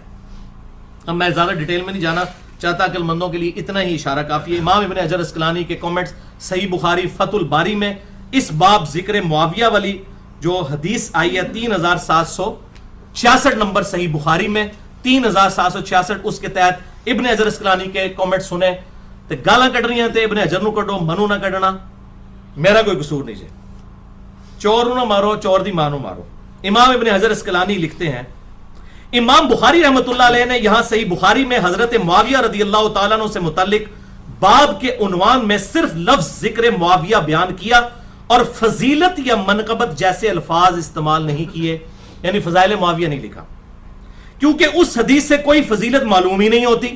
وہ حدیث کیا تھی کہ حضرت معاویہ ایک وتر پڑھا کرتے تھے، تو ابن عباس کو آگے شکایت کی گئی کہ یہ تو ایک ہی وتر پڑھتے ہیں، تو انہیں شکایت کی گئی کہ وہ ایک ہی وتر پڑھتے ہیں، شکایت، تو انہوں نے کہا وہ صحابی ہیں، ان کو چھوڑ دو، فقیہ ہیں وہ، اگر یہ کام کر رہے ہیں تو ان کے اوپر کوئی یہ ہے جناب۔ اس میں سے انہوں نے لکھا ہے فقیہ اور صحابی ہم مانتے ہیں الحمدللہ، عقل مند صحابی تھے، بہت عقل مند تھے، ہم مانتے ہیں، اس میں کوئی شک نہیں ہے۔ تو یہ فضیلت نکلی ہے، اور اس حدیث کے تحت یہ سارے کامنٹس چل رہے ہیں ابن حجر اسقلانی کے۔ تو وہ کہتے ہیں کہ امام بخاری نے لفظ فضیلت یا منقبت جیسے الفاظ ذکر نہیں کیے کیونکہ اس حدیث سے کوئی فضیلت معلوم ہی نہیں ہوتی۔ یہ ابن حجر لکھ رہے ہیں، میں نے نہیں۔ البتہ ابن عباس کا حضرت معاویہ کے لیے فقیہ اور صحابیت کا بیان کرنا بطور فضیلت کافی ہے۔ تاہم امام ابن ابی عاصم رحمہ اللہ نے حضرت معاویہ کے مناقب میں ایک رسالہ لکھا ہے۔ اسی طرح کا کام ابو عمر غلام نے بھی کیا اور ابو بکر نقاش نے بھی کیا، اور امام ابن جوزی المتوفا 597 ہجری، جنہوں نے جزید کے خلاف کتاب بھی لکھی ہے، محدث ابن جوزی، انہوں نے من گھڑت احادیث کی نشاندہی کرنے والی ان کی مشہور کتاب الموضوعات میں بھی کچھ روایتیں ذکر کی ہیں۔ کتنے کتنی نے؟ الموضوعات۔ یہ انگوٹھے چومنے والی حدیث بھی الموضوعات میں ہے۔ وہ ہم بریلویوں سے والا مانے، وہ کہتے ہیں موضوعات شریف، موضوع کہتے ہیں گھڑی ہوئی حدیث۔ اے بھی یہ حضرت معاویہ دی بڑی فضیلتاں آئی ہیں نا، موضوعات شریف اس نے گھڑی ہوئی حدیث ہے، یہ ابن جوزی لکھتے ہیں موضوعات شریف، یہ موضوعات بھی شریف ہو گیا۔ میں بھی کچھ روایتیں ذکر کر کے امام اسحاق بن راہوے المتوفا 238 ہجری، جو امام بخاری کے استاد ہیں، ان کا قول ابن جوزی نے نقل کیا کہ حضرت معاویہ کی فضیلت میں صحابیت کے سوا کوئی بھی چیز ثابت نہیں ہے۔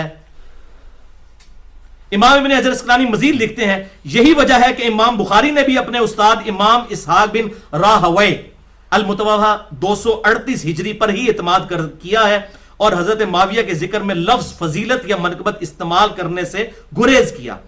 تاہم اپنی گہری نظر سے ایسا استنباط فرمایا، یعنی حضرت معاویہ کو صحابی ثابت کیا کہ جس سے روافض کی بھی سرکوبی ہو جائے۔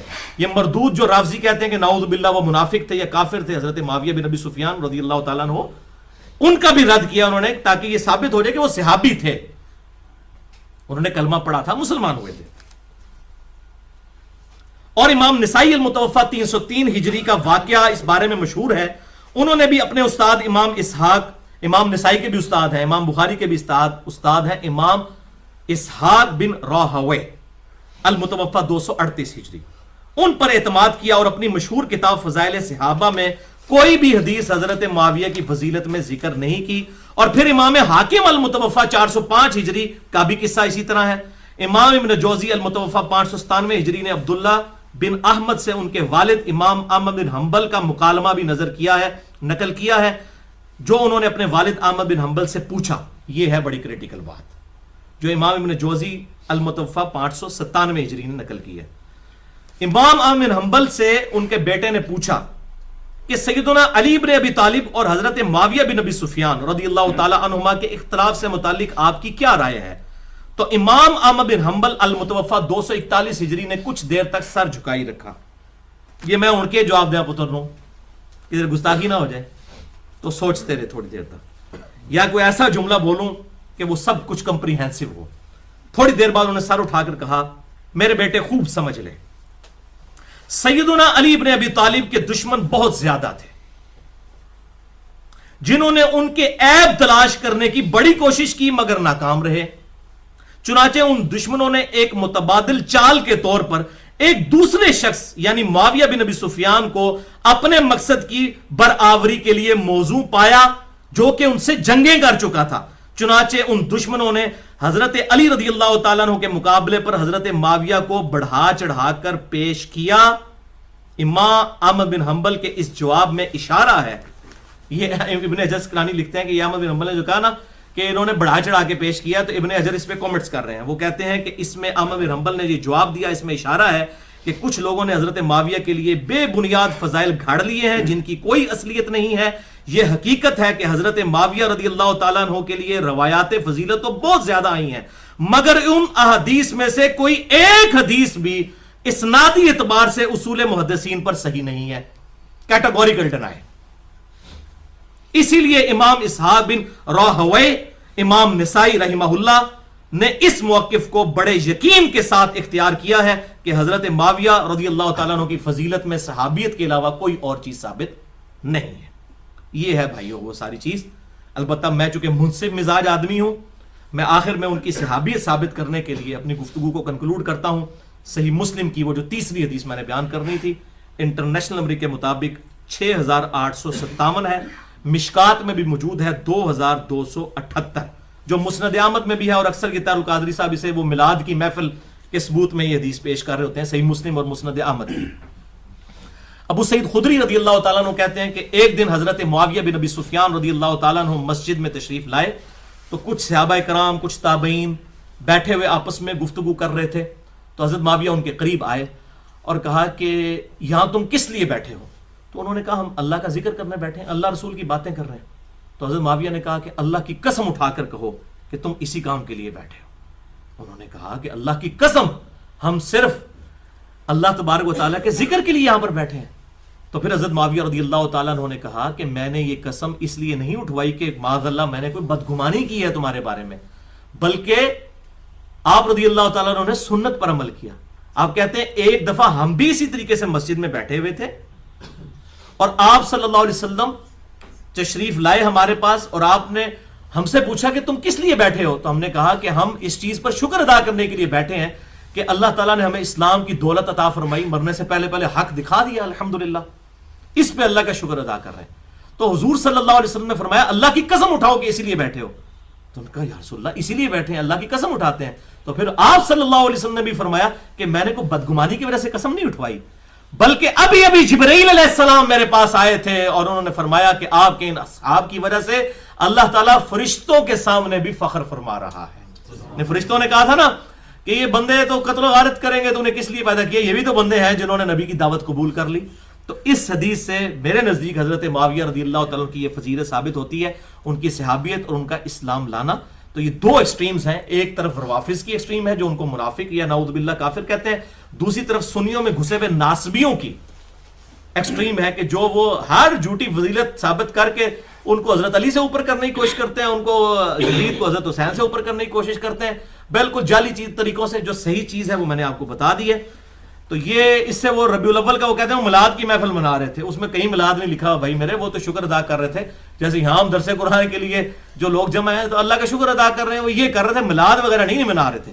تو وہ ہر بندہ اپنی مطلب کے رزلٹ نکالتا ہے، جو حدیث خود کسی نے پڑھنی نہیں ہے. صحیح مسلم 6857 نمبر، مشکات میں بھی 2278 نمبر موجود ہے.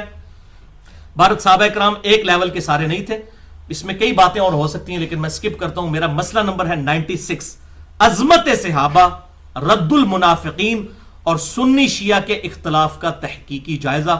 اس میں کئی ایسی باتیں ہیں جو میں اس کے ساتھ اب کرنا چاہتا تھا لیکن میں سکپ کرتا ہوں. جسے شوق ہو وہ 2.25 گھنٹے کا لیکچر مسئلہ نمبر 96 دیکھ لے اہل سنت پاک.com پر. اور اینڈ پہ میں وہ دعا کرتا ہوں جو قرآن حکیم میں سورۃ الحشر کی آیت نمبر 10 میں ہمیں اللہ تعالیٰ نے سکھائی ہے کہ جو ایمان والے لوگ ہیں وہ اپنے سے پہلے جو ایمان والے لوگ گزر چکے ان کے لیے کن الفاظ میں دعا کرتے ہیں. اعوذ باللہ من الشیطان الرجیم بسم اللہ الرحمن الرحیم ربنا اغفر لنا ولاخواننا الذین سبقونا بالایمان.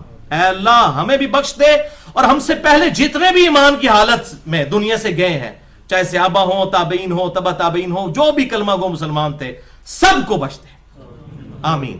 یہ دعا اور پھر ساتھ ہی ہے وَلَا تَجْعَلْ فِي قُلُوبِنَا غِلًّا لِّلَّذِينَ آمَنُوا رَبَّنَا إِنَّكَ رَءُوفٌ رَحِيمٌ. اے اللہ ان مسلمانوں کے بارے میں ہمارے دل میں کوئی برائی کوئی کینہ نہ رکھنا.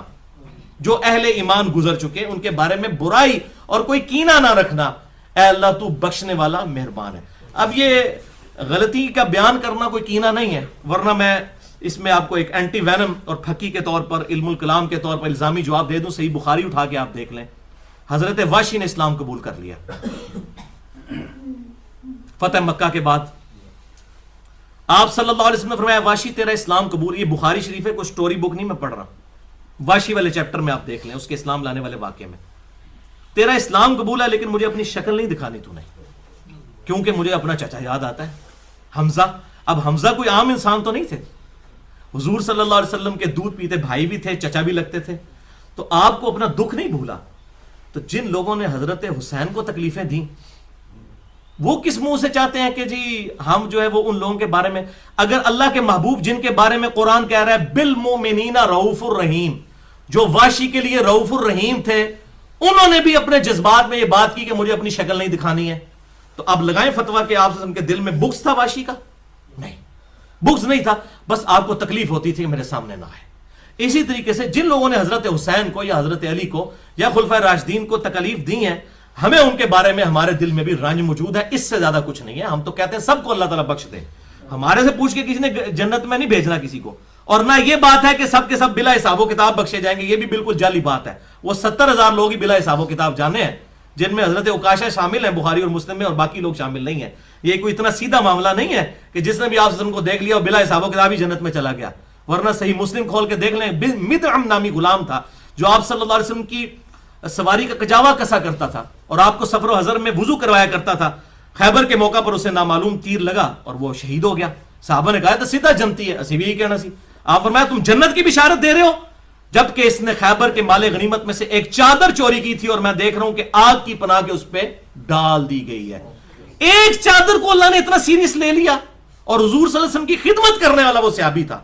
جب اللہ تعالیٰ پکڑنے پہ آئے تو وہ کسی کو چھوٹی سی بات پہ بھی پکڑ سکتا ہے. ہم کسی کو جنت کی گارنٹیاں نہیں مانٹ سکتے. ہم یہ کہتے ہیں کہ ہر کلمہ گو انشاءاللہ ایک نہ ایک دن جنت میں جائے گا. بس اس سے زیادہ ہم نہیں کہتے. یا وہ جو لوگ جن کو بائی نیم جنت کی بشارت دی گئی ہے عشرہ مبشرہ ہوں یا اصحاب شجرہ ہوں یا اصحاب بدر ہوں ان کا معاملہ الگ ہے. باقی بڑا سینسٹیو ایشو ہے اتنا سیدھا معاملہ نہیں ہے. اسی لیے میں نے آپ کو لیکچر کا حوالہ دے دیا. میں نے کہا کچھ باتیں میں نہیں اب کرنا چاہتا ورنہ ٹائم بہت لگ جائے گا. مسئلہ نمبر 96 عظمت صحابہ رد المنافقین اور سنی شیعہ کے اختلاف کا تحقیقی جائزہ اہل سنت پاک.com پر. اللہ تعالیٰ سے دعا ہے جو حق بات میں نے کہی اللہ تعالیٰ ہمارے دلوں میں راسخ فرمائے. اگر جذبات میں میرے منہ سے کوئی غلط بات نکل گئی تو اللہ تعالیٰ ہمارے دلوں سے معاف کر دے. ہمیں کتاب و سنت کی تعلیمات پر عمل کرتے ہوئے اجماع کو حجت مانتے ہوئے دوسرے بھائیوں تک پہنچانے کی توفیق عطا فرمائے. سبحانک اللہم و بحمدک اشہد ان لا الہ الا انت استغفرک و اتوب الیک وما علینا الا البلاغ المبین.